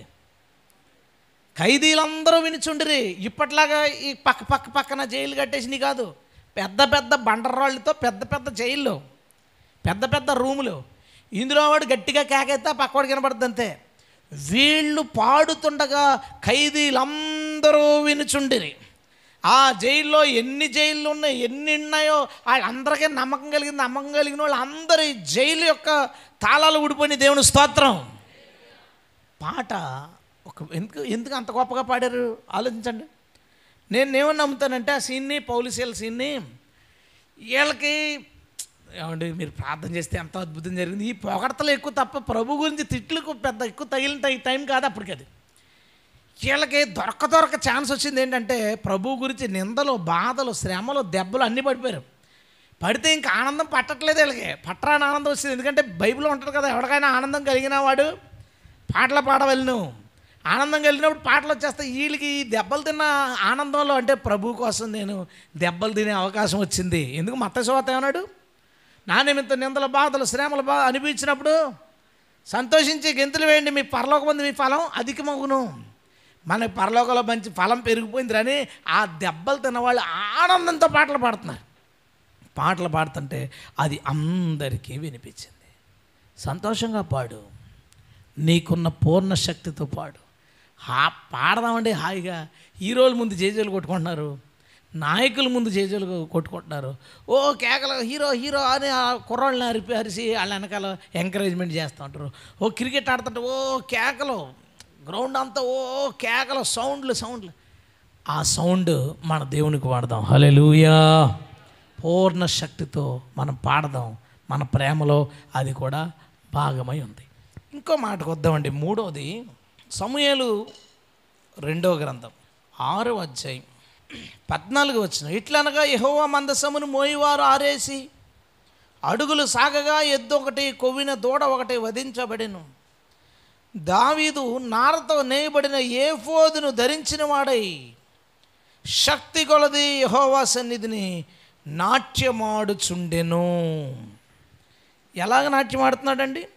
అంతేనా? శక్తి కొలదినా లయబద్ధంగా నాట్యం ఆడుతున్నాడా? మంచి మంచి స్టెప్పులు లాగి సినిమాల్లోంచి నాట్యం ఆడుతున్నాడా? ఎలాగ ఆడుతున్నాడు? తన శక్తి కొలది. అంటే ఇశ్రాయేలీయులు శక్తి కొలది పాటలు పాడుతుంటే, శక్తి కొలది వాయిద్యాలు వాయిస్తుంటే, దావీదు శక్తి కొలది నాట్యం ఆడుతున్నాడు. దావీదే కాదు, అక్కడ చాలామంది శక్తి కొలది నాట్యం ఆడుతున్నారు. దావీదు అక్కడ స్పెషల్ రాజు కాబట్టి అక్కడ రాశారు. జనాలు శక్తి కొలది నాట్యం ఆడుతున్నారు. ముఖ్యంగా భక్తుడు శక్తి కొలది నాట్యం ఆడుతున్నాడు. దేవుణ్ణి ఆరాధించేటప్పుడు ఏ గుర్తు లేదు అతనికి, ఏ ఆలోచన లేదు. తన వస్త్రము జారిపోయింది. అది ఉంది కదండి, పై వస్త్రం జారిపోయింది. వస్త్రం జారిపోయిన విషయం ఎవరు చూశారు? దేవుణ్ణి ఆరాధించిన వాళ్ళే చూశారు. ఆరాధించే వాళ్ళు పట్టించుకోలేదు. అర్థమైందా లేదా మీకు? కిటికీలోంచి మేకాలు చూసి ఏంటి ఇలా చేస్తున్నాడు అంటుంది. వాయిద్యాలు వాయించేవాడు ఆడి పనులు ఆడున్నాడు, పాటలు పాడేవాడు ఆడి కేకల్లో ఆడున్నాడు, ఇతర నాట్యం చేసేవాడు ఆడి పనులు ఆడున్నాడు, ఈ బళ్ళు ఇచ్చేవాడు ఆడి పనులు ఆడున్నాడు, మందసం మోసేవాడు ఆడి పనులు ఆడుపడున్నాడు. ఏ పని లేకుండా కిటికీలోంచి ఏం జరుగుతుందో చూసేవాళ్ళు మాత్రమే ఏం జరుగుతుందో గుర్తొచ్చింది. ఆరాధించేవాడు ఎవడో దాన్ని పట్టించుకోడు. ఈరోజు బయట జనాల ఆలోచనలు ఎలా ఉంటాయంటే, అతను అంటున్నాడు బైబిల్ తొక్కేసేలాగా గెంతమంటాడా పరిశుద్ధాత్ముడు? ఓ పైన వస్త్రం జారిపోతుందో లేదో చూడకుండా గెంతమంటాడా పరిశుద్ధాత్ముడు? ఈ క్వశ్చన్ దావీదుని అడుగు, లాగిపెట్టి కొడతాడు. ఎందుకంటే పాత నిబంధనడు కాబట్టి బాధేచ్చు, మనమైతే బాధకూడదు, కానీ లాగిపెట్టి కొడతాడు. నువ్వు ఎప్పుడన్నా ఆరాధించిన మొఖమేరా నీది? ఆ పీడీ సుందరం వెనకాల తిరిగావు నీ బతుకంతానే. నీ జీవితం ఆడి దగ్గర గడిపితే నీకేం తెలుస్తుంది ఆరాధన అంటే ఏంటో? ఒక వారం రోజులు మా చర్చికి రా అని చెప్తాడు. వీళ్ళందరూ ఆరాధిస్తే ఆడు పొందేసుకుంటాడు ఆత్మ. దావీదు దగ్గరికి వచ్చాడు, ఒకసారి సౌలు పడేసుకుందాం, సౌలు మీద పరిశుద్ధాత్మ నిండిపోయి సౌలు ప్రవచిస్తున్నాడు. దేవుని స్తోత్రం. నువ్వు రారా ఒకసారి తెలుస్తుంది. నువ్వు అక్కడెక్కడో కూర్చొని ఆ శరీర సంబంధి, ప్రకృతి సంబంధులు, ఆత్మదోషకులు, నరకానికి పోయేవాళ్ళు వెనకాల తిరిగి భక్తులు నేర్చుకుని ఈరోజు బయట యూట్యూబ్లో అందరూ హీరోలే. యూట్యూబ్లో ప్రతి ఒక్కడు హీరో. ఆడికి ఏమీ తెలియదు అని అనకూడదని మీరు అనుకోవచ్చు, అనొచ్చు. బైబిల్ చెప్తుంది ఏంటంటే ఆత్మ లేనివాడు వాడికి ఏమీ ఎరుగక ఏదో మాట్లాడతాడని ఉంది బైబిల్లో. ఆత్మ లేనివాడు ఏమీ ఎరగడట, ఏమీ ఎరగకుంటాడంట. ఎంత దౌర్భాగ్య పరిస్థితి వచ్చిందంటే, మన జాన్ మెకార్థర్ అని ఒక దొంగ బాధకుడు ఒకటి చచ్చిపోయాడు. ఆత్మ విరోధి వాడు, పరిశుద్ధాత్మ వ్యతిరేకి. జాన్ మెకార్థర్ ఫారినర్, ముసలాడు అయిపోయి చచ్చిపోయాడు. అది మన దౌర్భాగ్యం. ఇంకా ముందు చచ్చిపోతే కొంత బాగుండేది. చచ్చిపోయాడు మొత్తాన్ని. చచ్చిపోతే ఎవడెవడు ఇతని వెనకాల తిరిగాడో వాళ్ళందరూ ఆ గొర్రెతోలు వేసుకున్న తోడేళ్ళందరూ ఆ తోలు తీసి మేమే ఆ నక్కలం అని టీవీలో నిలబడి మొదలుపెట్టారు. జాన్ మెకార్థర్ ఎంత గొప్ప బోధకుడు, ఎంత గొప్ప సేవకుడు, ఎంత గొప్పడో. ఏం గొడవరా ఇది? పోస్టులు మీద ఒక మంచి పోరాడితే నా పరుగు తొదముట్టింది నేను పోస్ట్ పెట్టాడు ఒకడు. అలా పెట్టాడు పోస్ట్ ఒకడు, ఇతను ఫోటో పెట్టి. మంచి పోరాటమా? ఈరోజు ప్రపంచంలో ఆత్మవరాలకి వ్యతిరేకంగా జనాలు ఉన్నారంటే కేవలం జాన్ మెకార్థర్ అనే దుర్బోధకుడే. పరిశుద్ధాత్మ వ్యతిరేకంగా, వరాలకు వ్యతిరేకంగా పుస్తకాలు రాసినాడు. భాషల్ని ఎవడైనా తిడుతున్నాడంటే, తిట్టి నరకాన్ని పోతున్నాడంటే దానికి కారణం జాన్ మెకార్థరే. భాషల్ని వ్యంగ్యపరిచింది అతను. మేడగది మీద భాషలు, సంఘములో మాట్లాడే భాషలో ఒకటే అనే అత్యంత అజ్ఞానాన్ని కలిగి ఉండి ఆ అజ్ఞానాన్ని ప్రపంచానికి రుద్దినోడు ఎవడన్నా ఉంటే అది జాన్ మెకార్థరే. అది జాన్ మెకార్థర్. అన్యాజ్ఞ అనే ఒక పుస్తకం రాసి, అన్యాజ్ఞ నిజంగా బైబిల్ అగ్ని కాదు, అది ఆ పుస్తకమే అన్యాజ్ఞ.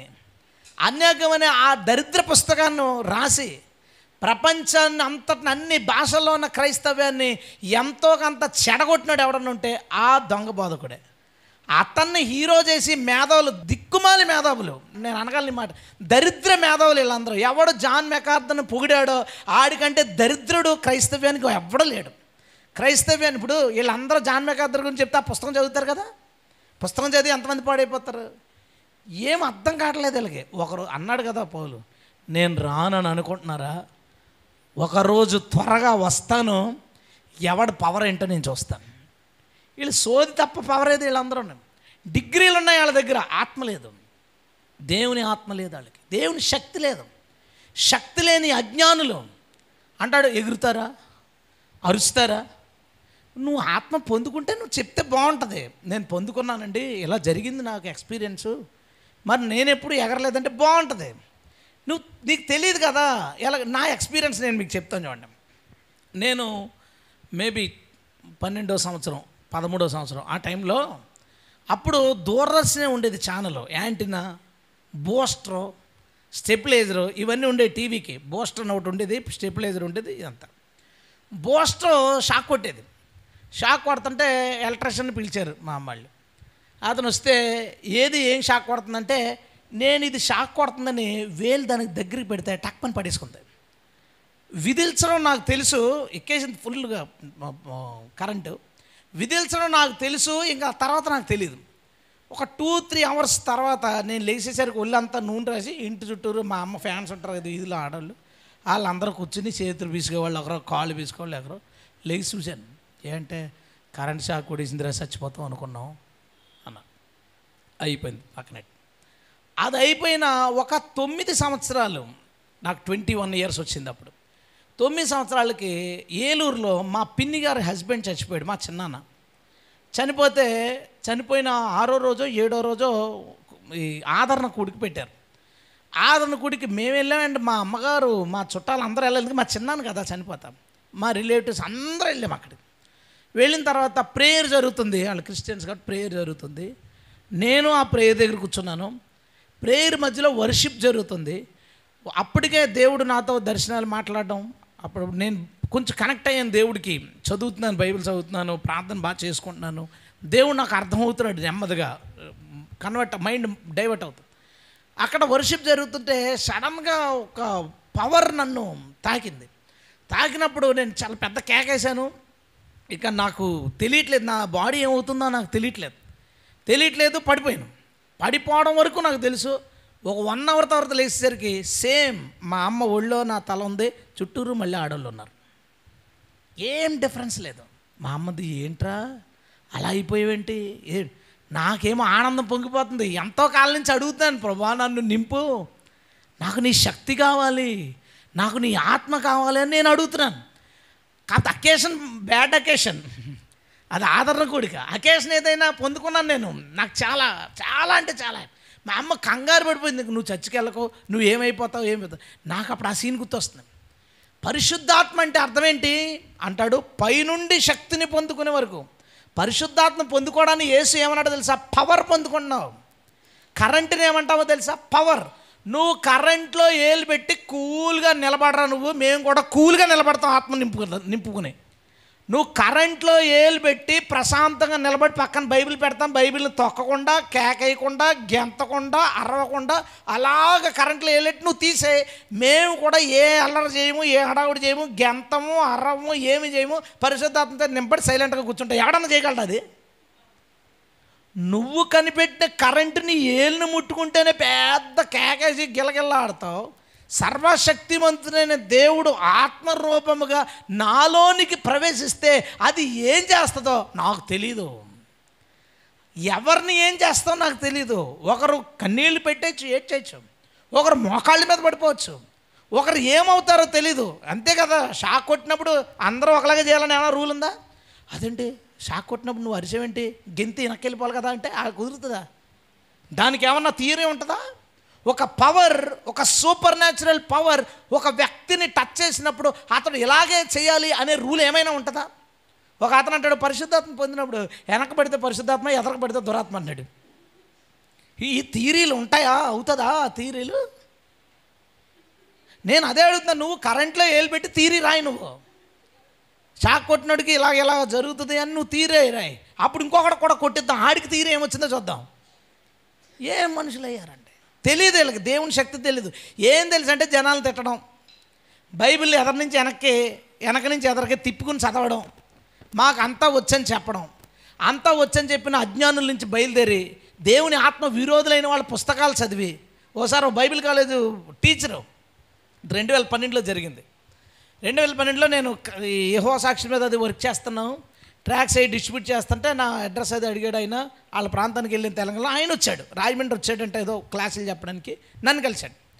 మాట్లాడుతూ ఆయన చాలాసేపు షేర్ చేసుకున్నాడు. మాట్లాడుతూ కొంతమంది సెర్ర అంటారు, బర అంటారు, ఏం అర్థమవుతుంది. నేను ఒకసారి ఓ పని చేశాను, నా ఫోన్లో రికార్డ్ చేశానట్టుని రికార్డ్ చేసి నేను అందరికీ చెప్పాను, అందరికీ పంపిస్తాను, ఇది ఏ భాష చెప్పండి అని. ఏ భాష చెప్పగలరా అని అడిగానంటే ఎవడో నోరెత్తలేదు అన్నాడు. నేను నోరెత్తాను. నేను ఎందుకు మాట్లాడకుండా ఉంటాను? నేను నోరెత్తి ఈ భాషలో ఆ భాషలో ఒకటి కాదండి. అదేంటి ఒకటే కదా, ఒకటి కాదేంటి, ఇది ఎప్పుడు వినలేదు నేను అన్నాడు. రెండింటిని బైబిల్ ఓపెన్ చేసి, 2 బైబిల్ ఓపెన్ చేసి ఇక్కడేం జరిగింది, ఇక్కడేం జరిగింది, ఇక్కడేం జరిగింది, ఇక్కడేం జరిగింది. ఆయన ఏమన్నాడో తెలుసా విని, అయితే నేను నరకానికి పోవడమేనా అన్నాడు. అది నీ కర్మ, మనం ఏం చేద్దాం. అయితే నేను నరకానికి పోవడమేనా, నేను చెప్పేశానండి ఇంతకాలం, నేను చెప్పేశాను. ఏంటి నేను ఇలా చెప్పేశానంటే, నువ్వెక్కడ డిగ్రీ చేసావు అంటున్నాడు నన్ను. అంటే అతను ఏమనుకుంటాడంటే మా కాలేజీలో ఇలా చెప్పారు కదా, ఈడి కాలేజీలో ఇలా ఎవరు చెప్పారని. మాకు అంటే నేను ఎక్స్పీరియన్స్ చేశానండి, ఆత్మనే నాకు టంగ్స్ గిఫ్ట్ ఉంది. అవునా, టంగ్స్ మాట్లాడతారు? అప్పుడు అదే ముందు టంగ్స్ మాట్లాడతాను వెళ్తే నా రూమ్ కూడా రాపోదు, వీడు సరబరాగాడు అనుకుందరు. ఆ రెండింటికి డిఫరెన్స్ ఎప్పుడైతే 2 బైబిల్ ఓపెన్ చేసి ఇది చూసినప్పుడు అప్పుడు అర్థమైంది. ఇలాంటి వాళ్ళందరినీ పాడు చేసినాడు ఎవడో తెలుసా? ఈ జాన్ మాకెడతారు. అతన్ని నెత్తి మీద పెట్టుకుని ఈరోజు క్రిస్టియానిటీలో పెద్ద గొప్పగా అతని గురించి చెప్తున్నారు. ఎవరికి పరిశుద్ధాత్మ ఎక్స్పీరియన్స్ ఎలా ఉంటుందో తెలీదు. ఒకరికి నిజంగానే చాలా కూల్గా ఉండొచ్చు, కంట్రోల్గా ఉండొచ్చు. ఒకసారి ఫ్యాన్ బిగుతున్నాడు, మా ఊళ్ళో ప్రసాద్ అని ఉంటాడు మెకానిక్. ఫ్యాన్ బిగుతుంటే నేను నిచ్చెన పట్టుకున్నాను. నిచ్చెన పట్టుకుని ఇలా చేసాను, టప్పని కొడిసింది అతని కాలు. నాకు అతని కాలు షాక్ కొట్టింది. తిమోతి ఉంటే నీకు తెలుసు కదా, అతని కాలు నాకు షాక్ కొట్టింది. నేను అన్నాను, ఏంటి నీకేమట్లేదంటే మాకు అలవాటు అన్నాడు. అతను కాలు పట్టుకుంటే నాకు షాక్ కొట్టింది. అతను మామూలుగా ఫ్యాన్ బిగుతున్నాడు. నేను చూడండి, అంటే అతను దాన్ని బేర్ చేయగలిగాడు, నేను బేర్ చేయలేకపోయాను. అతను కాలు ముట్టుకుని నేను బేర్ చేయలేకపోయాను. ఎవరికి ఎలాగైనా ఉండొచ్చు. అందుకే రెండింటిని పవర్ అన్నారు. శక్తి దేవుని శక్తిని నువ్వు పొందుకోవాలంటే నీకున్న శక్తి కొద్దీ దేవుని ఆరాధించు. దేవుని స్తోత్రం. శక్తి కొద్దీ ఆరాధించు. నువ్వు శక్తి కొద్దీ ఆరాధించు, దేవుడు తన శక్తి నీకు ఇస్తాడు, ఏం డౌట్ లేదు. శక్తి కొద్దీ ఆరాధించకపోతే ఇవ్వడా అంటే ఇవ్వచ్చు, కానీ ఇది మాత్రం కన్ఫర్మ్, నువ్వు శక్తి కొద్దీ ప్రభుని ఆరాధిస్తే తన శక్తిని నీకు ఇస్తాడు. మనుషులు దేవుణ్ణి ఆరాధించడానికి వెనకాడే రోజులు వస్తాయని ఎప్పుడు అనుకోలేదు. మనుషులు దేవుణ్ణి ఆరాధించడానికి ఇన్ని రకాల సిద్ధాంతాలు పెట్టుకునే రోజులు వస్తాయని అనుకోలేదు. ఇన్ని రకాల సిద్ధాంతాలు, కాంగో కొట్టకూడదని ఒకడు, మ్యూజిక్ వాయించకూడదని ఒకడు, కీబోర్డ్ పెట్టుకోవచ్చు కానీ కాంగో కొట్టకూడదు అంటాడు ఇంకొకడు. నేను వెళ్ళాను కర్నూలులో చర్చికి వెళ్తే హార్మోనియం కీబోర్డ్ ఉంది, కాంగోలు ఏదేటండి అని అడిగితే కాంగో కొట్టకూడదు అన్నాడు. ఇది కొట్టచ్చా అంటే అది కొట్టచ్చంట. కాంగో అంటే కాంగో వద్దండి, అల్లరి మాకు ఎక్కదన్నాడు. ఇంక అంతే, ఒక్కొక్కరు ఒకలాగా. వర్షిప్కి మన దేవుడు మనకి మేలు చేసినందుకు, నాకు మేలు చేసిన దేవుణ్ణి గొప్ప చేయడానికి ఇన్ని సిద్ధాంతాలు ఉంటాయా? ఒక వ్యక్తి ప్రమాదం నుంచో లేదా ఇబ్బంది నుంచో అప్పుల నుంచో కాపాడినప్పుడు అతనికి థ్యాంక్స్ చెప్పడానికి ఎన్ని రూల్స్ ఉంటాయి. ఒకడు కాళ్ళు పెట్టుకోవచ్చు, ఒకటి చేయి పెట్టుకోవచ్చు, ఒకటి హగ్ చేసుకోవచ్చు, ఒకరు కన్నీళ్ళు పెట్టుకోవచ్చు, మీ రుణం తీర్చుకోలేమనొచ్చు, ఎన్నో రకాలుగా చెప్పచ్చు. అతను తన మనసులో ఎలాగ అనిపించిందో అలాగ దాన్ని ఎక్స్ప్రెస్ చేస్తాడు.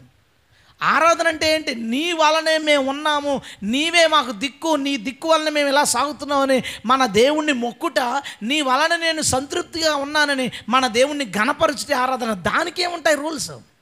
ఉన్న రూల్ అల్లా నీ పూర్ణ శక్తితో ఆయన్ని ఆరాధించు. హల్లెలూయా. ఏం దీంట్లో కండిషన్స్ లేవు. సంతోషంగా దేవుణ్ణి ఆరాధించడానికి ఏం అడ్లు పెట్టారండి? అడ్లు పెట్టిన వాళ్ళు అందరూ మేధావి వర్గమే, అనుభవం లేని వాళ్ళే, ఆత్మానుభవం లేని వాళ్ళు. సేవానుభవం ఉండొచ్చు, కాలేజీలో అనుభవం ఉండొచ్చు, లేఖనాల అనుభవం ఉండొచ్చు, ఆత్మానుభవం లేని వాళ్ళు. ఆత్మానుభవం లేని వాళ్ళేమో ఆత్మ మీద కామెంట్ చేయడం, దాన్ని అందరూ షేర్లు చేయడం. యూత్ ఏమైపోయిందండి? ఇంకా వాళ్ళందరికీ దేవుని గురించి, దేవుని ఆత్మను పొందుకోవాలి, మన శక్తిని పొందుకోవాలి.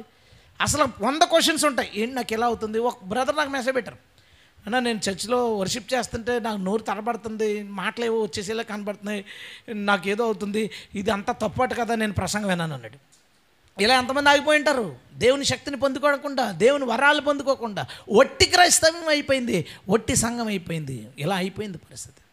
పొందుకుందాం దేవుని శక్తిని ఇంకా బలంగా. ఎలాగా? ఇంకా బలంగా ఆరాధిస్తూ దేవునికి స్తోత్రం. తర్వాత విషయానికి వెళ్దాం. మనం పూర్ణ శక్తితో ప్రేమిద్దాం, పూర్ణ శక్తితో పాడదాం, పూర్ణ శక్తితో ఆరాధిద్దాం. నెహెమ్యా గ్రంథం 8వ అధ్యాయం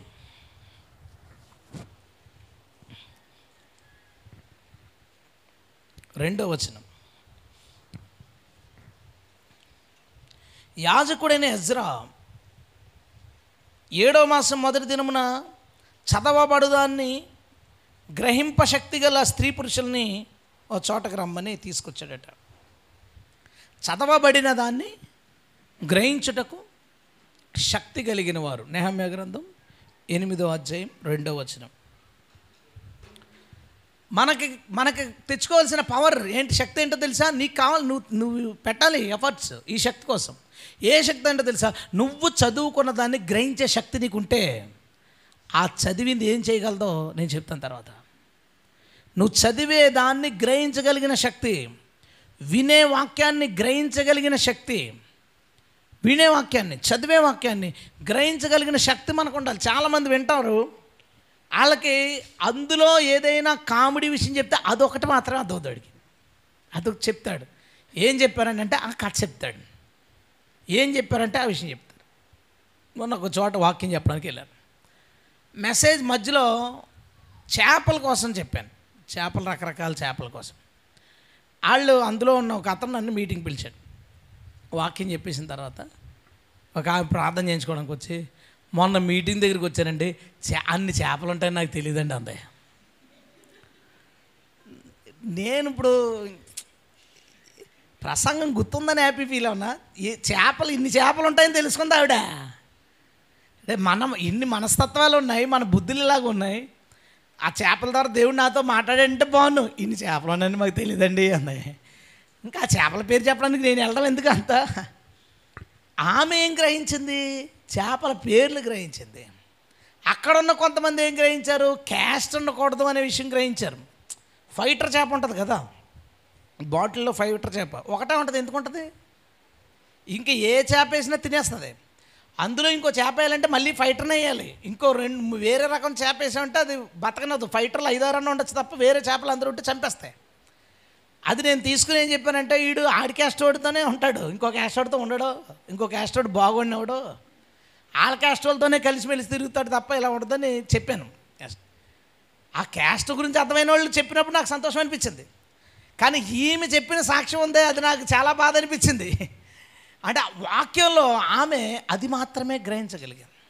అందరం కూడా ఇంతమంది ఉన్నాం కదా, వాక్యంలో ఏదైనా అంటే మ్యాక్సిమం జోకులు చెప్పను, కంటిన్యూస్ ఫ్లోలో పడతారు తప్ప దాని గురించి అవేమైనా నచ్చితే, లేదా అందులో ఏదైనా జంతువు గురించి చెప్పినప్పుడు అదేదైనా నచ్చితే అది మాత్రమే నీకు అర్థమై అసలు ప్రసంగం ఏంటి, దేవుడు నీతో ఏం మాట్లాడాడు అనేది గ్రహించలేకపోతుంటే దేవుని శక్తి నీలోకి రాదు. అది నేను చెప్తుంటా.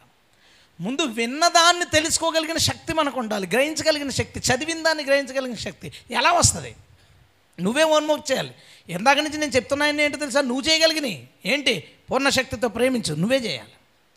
పూర్ణ శక్తితో పాడు, పూర్ణ శక్తితో ఆరాధించు, పూర్ణ శక్తితో వాక్యాన్ని గ్రహించు.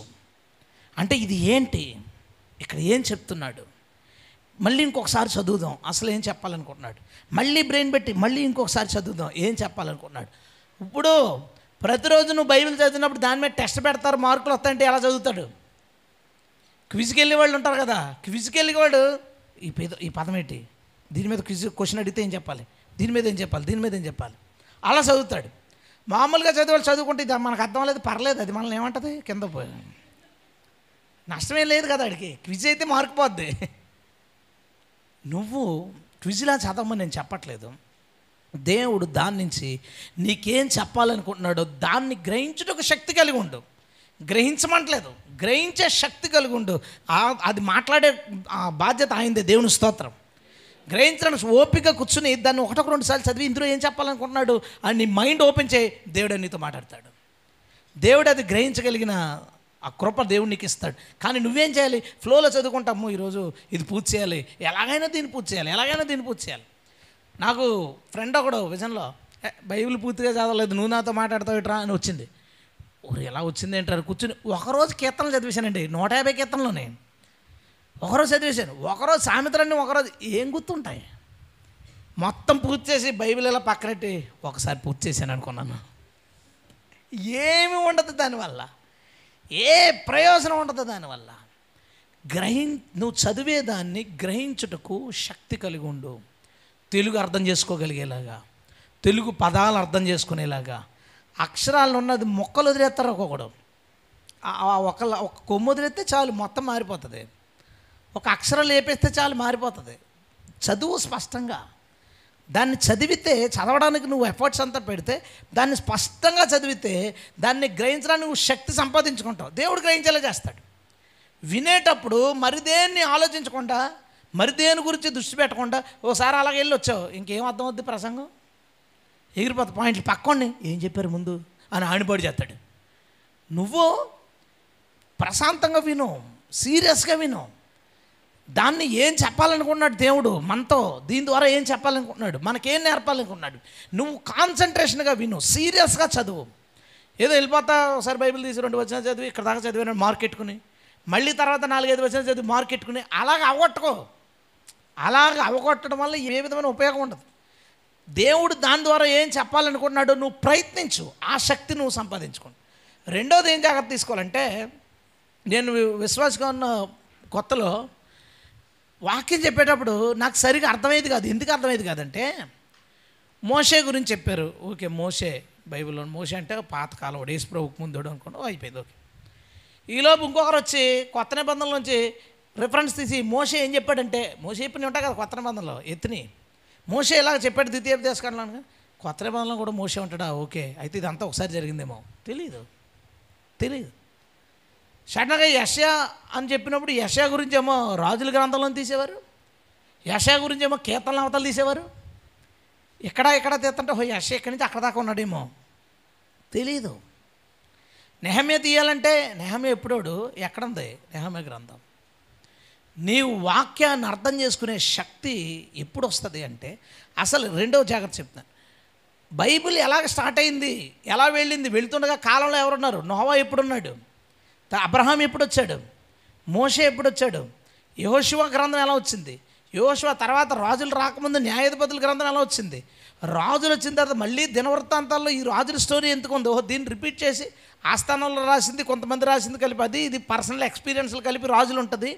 జరిగిన విషయం అంతా దినవృత్తాంతాల్లో ఉంటుంది. ఇదే విషయం అక్కడ ఉన్నా ఇది ఎక్స్పీరియన్స్లతో ఉంటుంది. దేవుడు నాతో ఇలా మాట్లాడాడు, ఇలా బలపరిచాడని, అప్పుడు దావీదు ఇలా చేశాడని అందులో ఉంటుంది. ఇదేంటి తర్వాత యెషయా ఇక్కడ పనిచేశాడు, యెషయా గ్రంథం అక్కడ ఎందుకు పెట్టారు అంటే, ఫ్లో తీసుకుంటా చరిత్ర ముందు చెప్పేశారు. ముందు రాసిన వాటిని గ్రంథాలన్నింటినీ ఫ్లో మిస్ అవ్వకుండా ఉండడానికి వాళ్ళు రాసిన గ్రంథాలని చివర పెట్టి సెట్ చేశారు. ఇదంతా అర్థమైనప్పుడు మనకి ఎలా ఉంటుందంటే, చెప్పగానే ఇది ఈ కాలానికి సంబంధించింది, ఇది ఈ కాలానికి సంబంధించింది, ఇది ఇప్పుడు అనమాట అర్థమైపోతుంది మనకి. అది తర్వాత వాక్యం మూడో జాగ్రత్త అంటే, సెకండ్ది, ఫస్ట్ది కాన్సన్ట్రేట్ చేయండి, ఏకాగ్రతతో చదవండి, దృష్టి పెట్టి చదవండి, ఆ పదాల అర్థం ఏంటి ఆలోచిస్తూ చదవండి. ఇదంతా ముఖ్యం. రెండోది ఆర్డర్. బైబిల్ ఎలా వచ్చింది, ఎలాగ దాన్ని ఆర్డర్ చేశారో తెలిస్తే, ఎవరి ముందు ఎవరి వెనకాల తెలిస్తే మనకు ఒక అవగాహన రావడానికి, అంటే గ్రహించడానికి శక్తి, ఆ శక్తిని నువ్వు సంపాదించుకోవాలి. థర్డ్ ఏంటంటే ఒక కన్క్లూజన్ ఏమి ఇచ్చారు, ఒక విషయాన్ని స్టార్ట్ చేశారు, దాన్ని ఏమని కన్క్లూడ్ చేశారు, ఏమని క్లుప్తపరిచారు. ఒక చిన్న ఎగ్జాంపుల్ నేను చెప్తాను. ఫిలిప్పీ పత్రిక 1:16 వారైతే నా బంధకములతో కూడా నాకు శ్రమతోడు చేయవలనని తలంచుకుని శుద్ధ మనసుతో కాక కక్షతో క్రీస్తును ప్రకటించుచున్నారు. ఏమంటాడు? కక్ష చేతనైనా మిశ్చేతనైనా క్రీస్తు ప్రకటించబడుతున్నాడు, అది నాకు చాలు అంటాడు. అంటే ఇప్పుడు దాన్ని మనం ఎలా తీసుకోవచ్చు? అతని ఉద్దేశం చెడ్డదైనా, అతని బోధ కొంచెం అటు ఇటుగా ఉన్నా క్రీస్తుని ప్రకటిస్తున్నాడు కాబట్టి పోన్లేండి ప్రకటించేద్దాం అన్నట్టు ఉంది కదా వచ్చిన. పోలే అతను క్రీస్తుని ప్రకటిస్తున్నాడు, అతని బుద్ధి ఎలాంటిదైనా సరే పర్లేదు. కన్క్లూజన్ ఏమిచ్చాడు? ఫిలిప్పీ పత్రికలోనే 2:3 కక్ష చేతనైనను వృధాతిశయం చేతనైనను ఏమీ చేయక వినయమైన మనస్సు గలవారై ఒకరినొకడు తనకంటే యోగ్యుడని ఎంచుకొనొచ్చు. దేవుని స్తోత్రం. స్టార్టింగ్ ఏంటి, కన్క్లూజన్ ఏంటి? స్టార్టింగ్ ఏం చెప్తానంటే, నేనేమని ఫీల్ అవుతున్నానంటే, నా మీద కక్ష కట్టినా కానీ పోన్లే ఏదోలాగా, ఇప్పుడు కక్ష కట్టి పౌరులు లోపలేసి మనమే ప్రకటించేద్దాం, మనమే తెచ్చుకుందాం పేరు అని అనుకుంటున్నారు వాళ్ళు. పోన్లే నేనైతే ఎవరుకుంటా అంటే ఏదోలా క్రీస్తు ప్రకటించబడుతున్నాడు, నేను సంతోషిస్తున్నాను. అయితే మేమేం చేయమంటారు, మీరు కనుక నన్ను అడిగితే కక్షతో ఏమీ చేయొద్దని చెప్తున్నాడు. దేవుని స్తోత్రం. కన్క్లూజన్. అందరం ఎక్కడ ఆగుతామంటే కక్ష చేత అయితే ఎలాగైతేనంటే క్రీస్తు ప్రకటించబడుతున్నాడు చాలే. ఇక ఖండిస్తా అంటే ఎందుకంటే ఏదోలాగా యేసుప్రభుని ప్రకటిస్తున్నాడు కదా, ఏదోలాగా యేసుప్రభుని ప్రకటిస్తే సంఘం నాశనం అయిపోద్ది. ఏదోలా ప్రకటించకూడదు. బైబిల్ ఏం చెప్తుందో అలాగే ప్రకటించాలి, ఏమని నేర్చుకోమని చెప్తుందో దాన్నే నేర్పించాలి. ఆడి ఉద్దేశం ఏదో పెట్టుకుని ప్రకటించినంత మాత్రాన వాళ్ళందరినీ కరెక్ట్ అని బైబిల్ చెప్తుంది. ఏమంటుంది? కక్ష చేత కానీ వృధాతిశయంతో కానీ ఏమీ చేయొద్దు. అది కన్క్లూజన్. 8వ అంటాడు కొరింథీ పత్రిక 8వ విగ్రహంలో అర్పిలతో తింటూ వల్ల కానీ తినకపోవడం ఏమీ రాదు, దానివల్ల ఏమీ లేదు, ఏముంది విగ్రహం వట్టిదే కదా, తింటే ఏంటి తినకపోతే ఏంటి అని స్టార్ట్ చేశాడు. నువ్వు అక్కడ ఆగిపోతే 10వ కన్క్లూజన్ ఏమి ఇచ్చాడు? దేవుడికి రోషం పుట్టిస్తుంది, ఆయనకంటే నువ్వు బలవంతుడువా. బైబిల్ని గ్రహించడానికి ఈ రూల్స్ నీ మైండ్లో పెట్టుకో. స్టార్టింగ్ ఏం స్టార్ట్ చేశాడు, కన్క్లూజన్ ఏమి ఇచ్చాడు. స్టార్టింగ్లో అటుపక్క వెళ్ళిపోతున్నావు అని నువ్వు చెప్తుంది కరెక్టే కానీ ఏంటంటే అని చెప్పి నీకు చెప్తుంది రాంగ్ అని ప్రూవ్ చేస్తారు చివరా. అదొక స్టైల్. అది కన్క్లూజన్ ఏంటి, ఏం చెప్పాలనుకున్నాడు దేవుడు, ఫైనల్ అవుట్పుట్ మనకేమిచ్చాడు. ఇక్కడ వీళ్ళు ఇలా అన్నారు, దీని తర్వాత దీన్ని ఇలా చేశాడు, ఓహో దీని తర్వాత చేశాడు కాబట్టి తర్వాత వచ్చిందే ఫైనల్ అనమాట అనే ఒక ఆలోచన మనకున్నప్పుడు వాక్యాన్ని గ్రహించగలుగుతాం, ఆ శక్తి సంపాదిద్దాం. దేవుని వాక్యాన్ని అర్థం చేసుకోవడానికి ఏకాగ్రత పెట్టి దాన్ని పరిశీలన చేస్తూ నీ శక్తిని పెట్టు, నీ టైంని పెట్టు, నీకున్న ఈ గ్రహించే మనసుందే అదంతటిని పెట్టు, ఏకాగ్రతతో దాన్ని చదువు, ఆ శక్తి నువ్వు చూపించు. దేవుడు ఆ వాక్యాన్ని మనకు అర్థమయ్యేలా చేస్తాడు. దేవుని స్తోత్రం. వాక్యమును గ్రహింప శక్తి కలిగిన వారు, ఆ శక్తి ప్రతి క్రైస్తవుడికి మన సంఘంలో ప్రతి ఒక్కరికి. అందుకే పిల్లలు చర్చకు వచ్చినప్పుడు నేను అడుగుతాను, అరే నా వాక్యం అర్థమవుతుందా నీకు, ఈడాడు విజయ్ ఆడు అని అడుగుతాను. సండే స్కూల్కి వస్తున్నారు, నువ్వు వస్తున్నావు, మధ్యాహ్నం చర్చకు వస్తున్నావు, నేను చెప్పింది నీకు అర్థమవుతుందా అని అడుగుతాను. అర్థమవుతుంది అంటాడు, ఆడు నా తృప్తి కోసం చెప్తాడు, ఆడికి అర్థమైంది నాకు తెలీదు. బట్ నా క్యూరియాసిటీ, ఆడి చిన్న వయసు, ఆడు వచ్చి కూర్చుని మధ్యలో లెగడం, వాక్యం వింటాడు, రెఫరెన్స్లు తీస్తున్నాడు, చదువుతున్నాడు, వీడికి అర్థమవుతుందా లేదా నా క్వశ్చన్. అది ఆడు ఆ ఏజ్లో దాన్ని అర్థం చేసుకోగలుగుతున్నాడు అంటే అది చాలా సంతోషం, చాలా చాలా సంతోషం. కాబట్టి మనం ఏం తెచ్చుకోవాలి, ఏం శక్తి సంపాదించాలి? వాక్యమును గ్రహించు శక్తిని సంపాదించుకోవాలి. ముందుకు వెళ్ళిపోదాం మనం. 2 పాయింట్స్ ఉన్నాయి ఇంకా. ద్వితీయోపదేశకాండం 16:17 వారు వట్టి చేతులతో యెహోవా సన్నిధిని కనబడక నీ దేవుడైన యెహోవా నీకు అనుగ్రహించిన దీవెన చొప్పున ప్రతి వాడును తన శక్తి కొలది ఇయ్యవలెను. అద్భుతమైన మాట. ద్వితీయోపదేశకాండం 16:17 ప్రతి ఒక్కరు ఎలా ఇవ్వాలటండి? శక్తి కొలది ఇవ్వాలి. దేవుడు మనల్ని హెచ్చించాలి, దేవుడు మనల్ని దీవించాలి, 10 మందికి హెల్ప్ చేసే శక్తిమంతులుగా దేవుడు మనల్ని చేయాలని చాలా కోరికలు ఉంటాయి, తప్పేం కాదు. కానీ దానికి ముందు మనం ఏం చేయాలి? శక్తి కొలది ఇవ్వాలి. నీవు దీవించబడిన కొద్దీ నీ శక్తి కొలది దేవునికి, నీ శక్తి కొలది దేవునికి. నెల జీతం వచ్చేటప్పటికి ఇలా వస్తుంది అనుకునేసరికి గుమ్మం దగ్గర బజాజోడు, ఐడిఎఫ్సి ఫస్ట్ బ్యాంకోడు ఈఎంఐలకి ఇవన్నీ రెడీగా ఉంటాయి. డ్వాక్రాకి ఒక 2,000 తీయాలి, తర్వాత చీటీలకి ఒక 4,000 తీయాలి. ఈ లెక్కల్లో దేవుడికి ఎంత తీయాలని లెక్క ఎందుకు లేదు? అది ఉంది, ఇది ఎందుకు లేదు? నీకు వస్తున్న డబ్బుల్లో ఇది డ్వాక్రాది, ఇదేమో ఈఎంఐలది, ఇదేమో చీటీ పాటది, ఇదేమో స్కూల్ ఫీజుది, ఇది నా దేవుడిది, ఎందుకు తీయలేదు? నాకు చాలా కావాలి, నేను దీవించబడాలి, నాకు పవర్ కావాలి, నాకు శక్తి కావాలి, నేను ఏదో నువ్వు శక్తి కొలది ఇవ్వు. నీకున్న శక్తి కొలది నువ్వు 10వ వంతు ఇవ్వడమే నీ శక్తి కొలదే ఇవ్వు. 15 వంతు ఇవ్వడం నీ శక్తి కొలది ఇవ్వు. నువ్వు ఎంత దీవించబడితే ఇంకా ఇవ్వగలమా? ఇవ్వు. నీ శక్తి కొలది, శక్తికి మించి కాదు, శక్తికి మించి అడగట్లేదు. నీవు ఇంత ఇచ్చినా నేను మేనేజ్ అయిపోగలను అని అనుకుంటావా? ఇచ్చేయి, నీకున్న శక్తి కొలది ఇచ్చేయి, ఏమి ఇబ్బంది? దేవుడు మనతో మాట్లాడుతున్నాడు, శక్తి కొలది ఇమ్మని. ఒక వచనం మనం చూద్దామా? మార్క్స్ వార్త 14వ అధ్యాయం, మార్కు సువార్త 14వ అధ్యాయం 8వ వచనం. ఈమె తన శక్తి కొలది చేసి నా భూస్థాపన నిమిత్తము నా శరీరమును ముందుగా అభిషేకించను. ఆమె ఏం చేసిందంట? తన శక్తి కొలది ఇచ్చింది. ఇది ఈయన భూస్థాపన విషయంలో అవసరం అని అనుకుంది, పాల్గొట్టింది, ఇచ్చేసింది. శక్తి కొలది ఇచ్చింది. తప్పన్నాడు ఆ దేవుడు? అలా ఇమ్మన్నాడు శక్తి కొలది. ఈమెను మర్చిపోరు ఎవరు అన్నాడు. ఈ మర్చిపోవద్దు ఎవరు కూడా. మీ శక్తి కొలది ఏం చేయగలరో దేవుడికి ఇచ్చేయండి.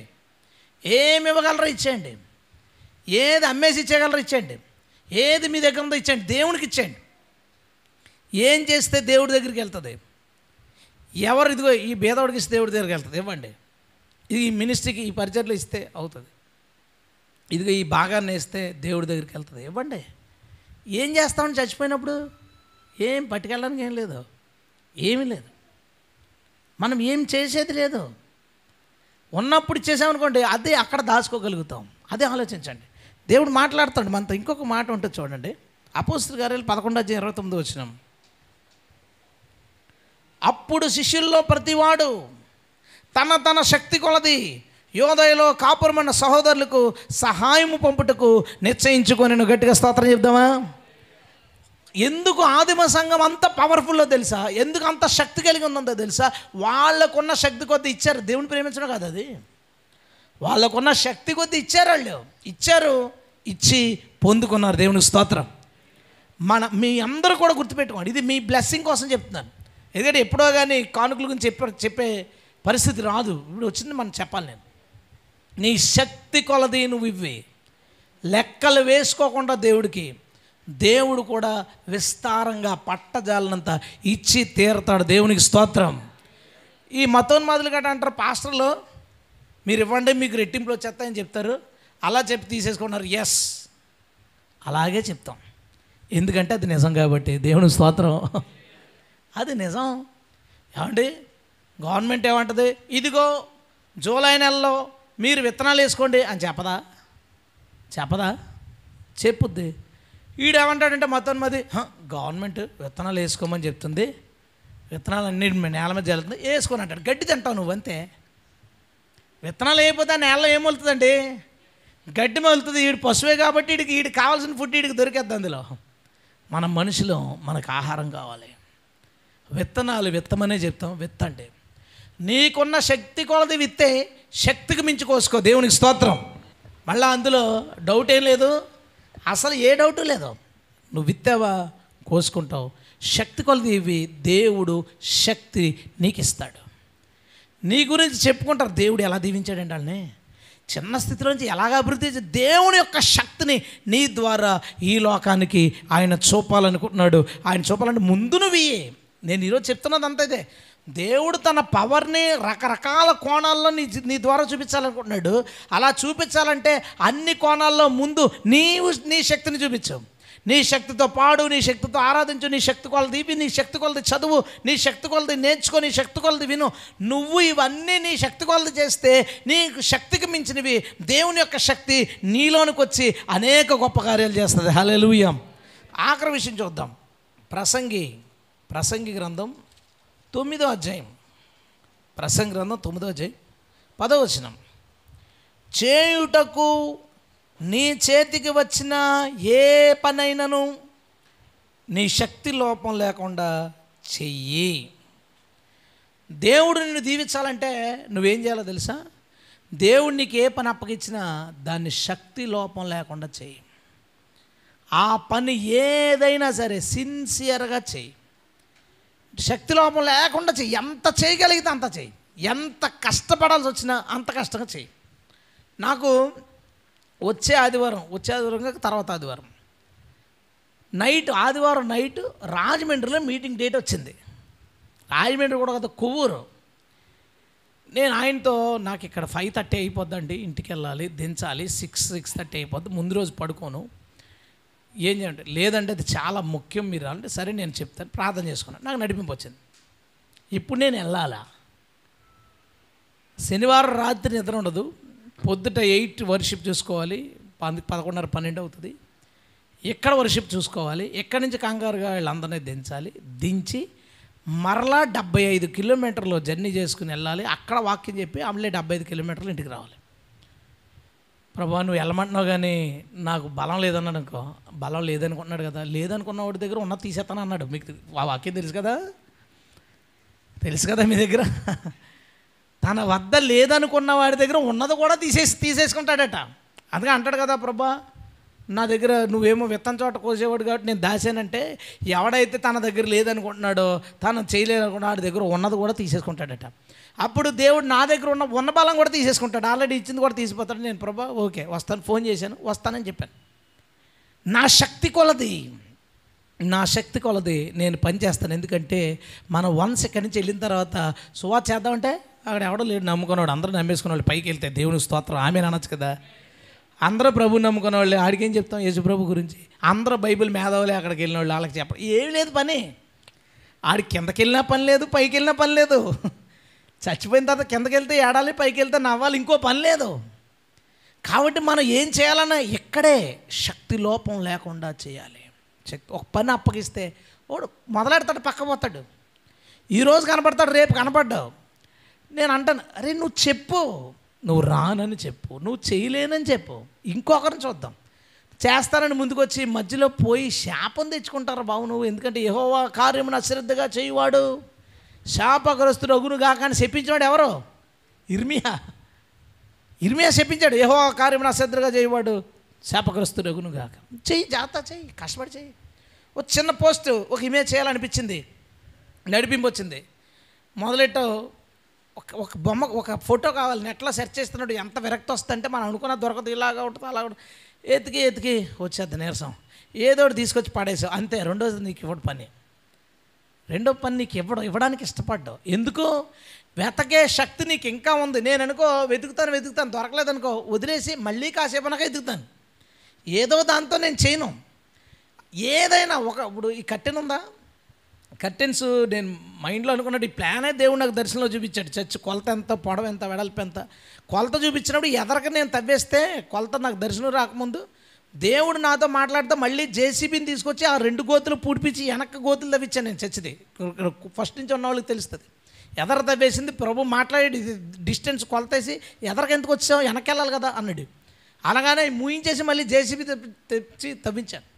అంటే దేవుడికి ఇది ఇలా కావాలి. ఈ కర్టెన్స్ నా మైండ్లో మెదిలితే ఎన్ని షాపులు తిరిగాను. అంటాడు మనం, నువ్వు అడిగింది దొరకదేటన్నయ్య. కాదు, అది ఎక్కడో ఉందే, దొరికేదాకా ఎతకాల. తెచ్చాం, అప్పటి నుంచి అలా సెట్ అయిపోయి ఉన్నాం. ముందు బ్రౌన్ ఉన్న కలర్కి అలా మ్యాచ్ అవుతుంది. ఏదైనా ఒకటి దేవుడు మనకి అనిపించింది, దేవుడు మనకి ఇచ్చాడు, దేవుడు మనకి ఇది చేయమన్నాడంటే దానిని నీ పూర్తి ఎఫర్ట్స్ పెట్టు. పూర్తిగా. కొంతమంది కంగారు పడిపోతుంటారు, అర్జెంటుగా చేసి ప్రపంచాన్ని మార్చేసేది ఏం లేదు. దాన్ని పర్ఫెక్ట్గా చేయి, లేదంటే నీకు ప్రమాదం. అది నీకు ప్రమాదం. పర్ఫెక్ట్గా చేయండి, ఇది దేవుడి పని. ఏదైనా ఒక గాస్పెల్కి వెళ్ళాలి, పర్ఫెక్ట్గా చేయి, టైంకి వెళ్ళు, కష్టపడి చేయి రా. లేదా ఒక వంటలో హెల్ప్ చేయాలి, టైంకి రా, కష్టపడి పని చేయి వెళ్ళు. లేదా నువ్వు రాకు, నువ్వు దేవుని పని చేయుటకు నీ చేతికి అప్పగించింది ఏదైనా ప్రయత్న లోపం లేకుండా చేయండి. మీరు యూసీబీసీ షార్ట్ ఫిల్మ్లు చూసినప్పుడు టైటిల్ వెనకాల సాడ్, హ్యాపీ, కామెడీ టైంలో అక్కడక్కడ మ్యూజిక్ ట్రాక్స్ వస్తాయి. మ్యూజిక్ డైరెక్టర్స్ వాళ్ళు కలిసినప్పుడు ఈ ట్రాక్ భలే ఉందండి, ఎక్కడ కొట్టించారండి, ఇది భలే ఉందండి, ఎక్కడ చేసి, అన్నీ ఒకటే. మా మ్యూజిక్ డైరెక్టర్ ఒకటే యూట్యూబర్ అని ఒకడున్నాడు. యూట్యూబ్లో మనకి కావాల్సిన ఒక ట్రాక్ ఎతకడం ఎంత కష్టం అంటే కొన్ని వందల ట్రాక్స్, వేల లక్షల ట్రాక్స్, మ్యూజిక్ ట్రాక్స్. అందులో ఒకటి మనకు నచ్చుద్ది, అది కాపీరైట్ ఉందంటాడు, పెట్టడానికి ఉండదు. ఏం చేస్తాడు అని భయం. వెతికి అలా వెతికిన 3 రోజులు ఒక ట్రాక్. మై చర్చ్ ఫిల్మ్లో రఘు వాళ్ళ మదర్ చనిపోయిన ఒక సీన్ చెప్తుంటాడు. అది ప్రతిపళ్ళు హైవే పక్కన తీసే షూట్ చేస్తున్నప్పుడు అయిపోయింది షూటింగ్. ఎడిటింగ్లో దానికి ఒక ట్రాక్ కావాలి, ఒక సాడ్ ట్రాక్ కావాలి. వెతికి రోజంతా వెతికాను, దొరకలేదు. ప్రార్థన చేసుకుని, ప్రభా ఏంటి ప్రభా ఇవ్వు ప్రభా. 2వ రోజు అంతా వెతికాను, ఇవ్వలేదు. ఇది అంతా పక్కనే ఉంటాడు, నాకు తెలుసు, పక్కనే ఉంటాడు, ఎతకడం తెలుసు, నడువు నొప్పి రావడం తెలుసు, విసుకురాడు అన్నీ తెలుసు, సైలెంట్గా ఉంటాడు. ఎన్ని రోజులు ఎతుకుతాడు చూద్దాం అనుకుంటాడు. ఓ ట్రాక్ దొరికింది, వీణతో అద్భుతంగా దొరికింది. కట్ చేసి అలా ఇలా పెట్టి సెట్ చేశాను, చాలా బాగుంది. కానీ ఇయర్ ఫోన్స్లో ఏంటంటే క్వాలిటీ తక్కువ ఉంది. ఇది ఒరిజినల్ ట్రాక్ కాదు, చిన్న తేడా ఉంది, ఇది ఒరిజినల్ ట్రాక్ ఎక్కడ ఉంటుందని. అసలు దీని ఒరిజినల్ ట్రాక్ ఏంటో చూద్దామని వెళ్ళి కామెంట్స్లో చదువుతుంటే ఇది Ashoka cinema music, theme music అద్భుతంగా కొట్టారని రాశాడు. వారు ఇది అశోక సినిమాలోదా, కానీ ఏం పెట్టలేదు ప్రభా, కాపాడు నన్ను. అది తీసి మళ్ళీ స్టార్ట్ చేశాను ఎతకడం. మళ్ళీ 2 రోజులు పెట్టింది. 4 రోజులు వెతకగా నా మనసుకి అనిపించిన ట్రాక్, ఫీల్ అనిపించిన ట్రాక్ తీసుకెళ్ళి అక్కడ పెట్టాను. అది నాకు ఎప్పుడైనా సరదా ఫిల్మ్స్ ఓపెన్ చేశాను అనుకో, ఫార్వర్డ్ చేసుకుని ఆ సీన్ పెట్టుకుని ఆ సీన్ అలా చూసి ఒక్కసారి కళ్ళు అలా నీళ్ళు తిరిగితే మూసేసి పక్కన పెడతాను. అన్ని రోజులు ఎందుకు ఎతకాలి, ఏదోటి పెడితే సరిపోదా, కొంచెం సాడ్ ట్రాక్ ఏదోటి పెడితే సరిపోదా. కానీ నా మనసులో దేవుడు ఒకటి పెడతాడు, ఇలాంటిది నాకు కావాలి, ఈ ఫీల్ నాకు కావాలని దేవుడు పెడతాడు. ఆ ఫీల్ తెచ్చేదాకా నేను కష్టపడి చేస్తాను.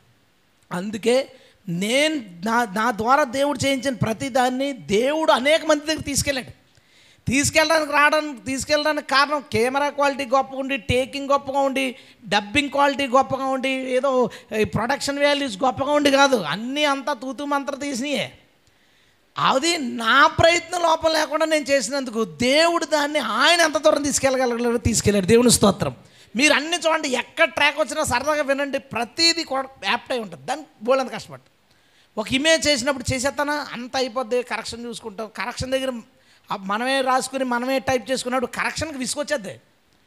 అలా విసుగు పడ్డామంటే పక్కన ఉన్నవాడు ఏమన్నా ఆలోచిస్తాడు. చేయుటకు ఏ పని ఇస్తే దాన్ని చేసేసిన తర్వాత పంపను, దాన్ని ఎక్స్పోర్ట్ చేసి పెట్టుకుని ఏదన్నా పని ఉంటే చూసుకుని మళ్ళీ ఓపెన్ చేసుకుంటాను, ఈసారి బాగుందా బాగోలేదా అని. ఎందుకంటే ఇందాక చాలా కష్టపడి రంగులు అవి పెట్టాను, నచ్చచ్చు. ఇప్పుడు బాగుందా లేదా చూసుకున్నప్పుడు ఇప్పుడు బాగోలేదు, మళ్ళీ ఇది మార్చుదాం, తీసేసి మార్చేసుకుంటాం. ఒకసారి షూట్ చేస్తే 2 రోజులు షూట్ చేసాం, లైటింగ్ బాగోలేదు. లైటింగ్ పెంచుతుంటే చొక్కొచ్చేస్తుంది. మన వాళ్ళతో ఏం చేద్దాం అంటే మళ్ళీ తీసేద్దాం, మళ్ళీ తీసాం. 2 డే నైట్లు చేసిన వర్క్ చిన్న క్లారిటీ బాగోలేదని మళ్ళీ తీసాం.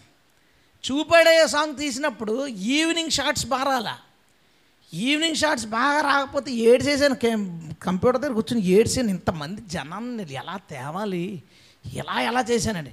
మళ్ళీ మన వాళ్ళు అందరూ ఫోన్ చేసి వస్తారంటే అలా మళ్ళీ జనాన్ని సమకూర్చి 2వ రోజు మళ్ళీ షూట్ చేసి దీన్ని మిక్స్ చేసాం ఎవ్వడికి తెలియకుండా. అది 2 రోజులు షూట్ చేసామని ఎవ్వరికి తెలియదు. 2 రోజులు, ఫస్ట్ రోజు 350 మందితో షూట్ చేసాం, 2వ రోజు 70 మంది. ఈడి మొఖమే ఈడికి ఆ టీషర్ట్ వేసి ఆడికి ఈ టీషర్ట్, ఆడి వెనకాల ఈ నెట్టి, ఈడి వెనకాల ఆ నెట్టి మ్యాజిక్ చేసి ఎందుకు అంత పని చేయాలి, అలా తీసేయచ్చు కదా అంటే అది దేవుడు నా చేతికి ఇచ్చిన పని. మనందరము దేవుని శక్తిని పొందుకోవాలంటే ముందు నీ శక్తి ఎంతో అదంతా దేవుని దగ్గర పెట్టు. నీ శక్తిని వాడడానికి ఆయనే ఆలోచిస్తాడు, ఆయనే ధ్యానిస్తాడు. అవన్నీ మనం రేపు చెప్పుకుందాం. నువ్వు చేయాల్సిందేంటి, విసుగుపోకుండా, కంగారు పడిపోకుండా, లేదా అలసిపోకుండా, నా వల్ల కాదని, పిల్లలు ఉన్నారు, తల్లి ఉంది, అది ఉంది, ఇది ఉంది, ఇవన్నీ చెప్పకుండా నీ ఎంత చేయగలవో, నువ్వు ఎంత ఎఫర్ట్ పెట్టగలవో అంతా నువ్వు దేవుని గురించి పెట్టు. చేయుటకు నీకు అప్పగించిన ప్రతి పనిని శక్తి వంచన లేకుండా చెయ్యి. దేవుడు దాని తర్వాత ఏం చేస్తాడో మనం తర్వాత వారం చూద్దాం. ఇవన్నీ మనకేం చెప్తున్నాయంటే, ఫస్ట్ నువ్వు నీ శక్తిని అలా పెట్టి దేవుని ముందు, అప్పుడు దేవుడు తన శక్తిని నీలోనికి పంపిస్తాడు, తన శక్తిని నీకు ఇస్తాడు. దాని ద్వారా గొప్ప కార్యాలు మన జీవితంలో చేయుటకు ఆయన సమర్థుడై ఉన్నాడు. హల్లెలూయా.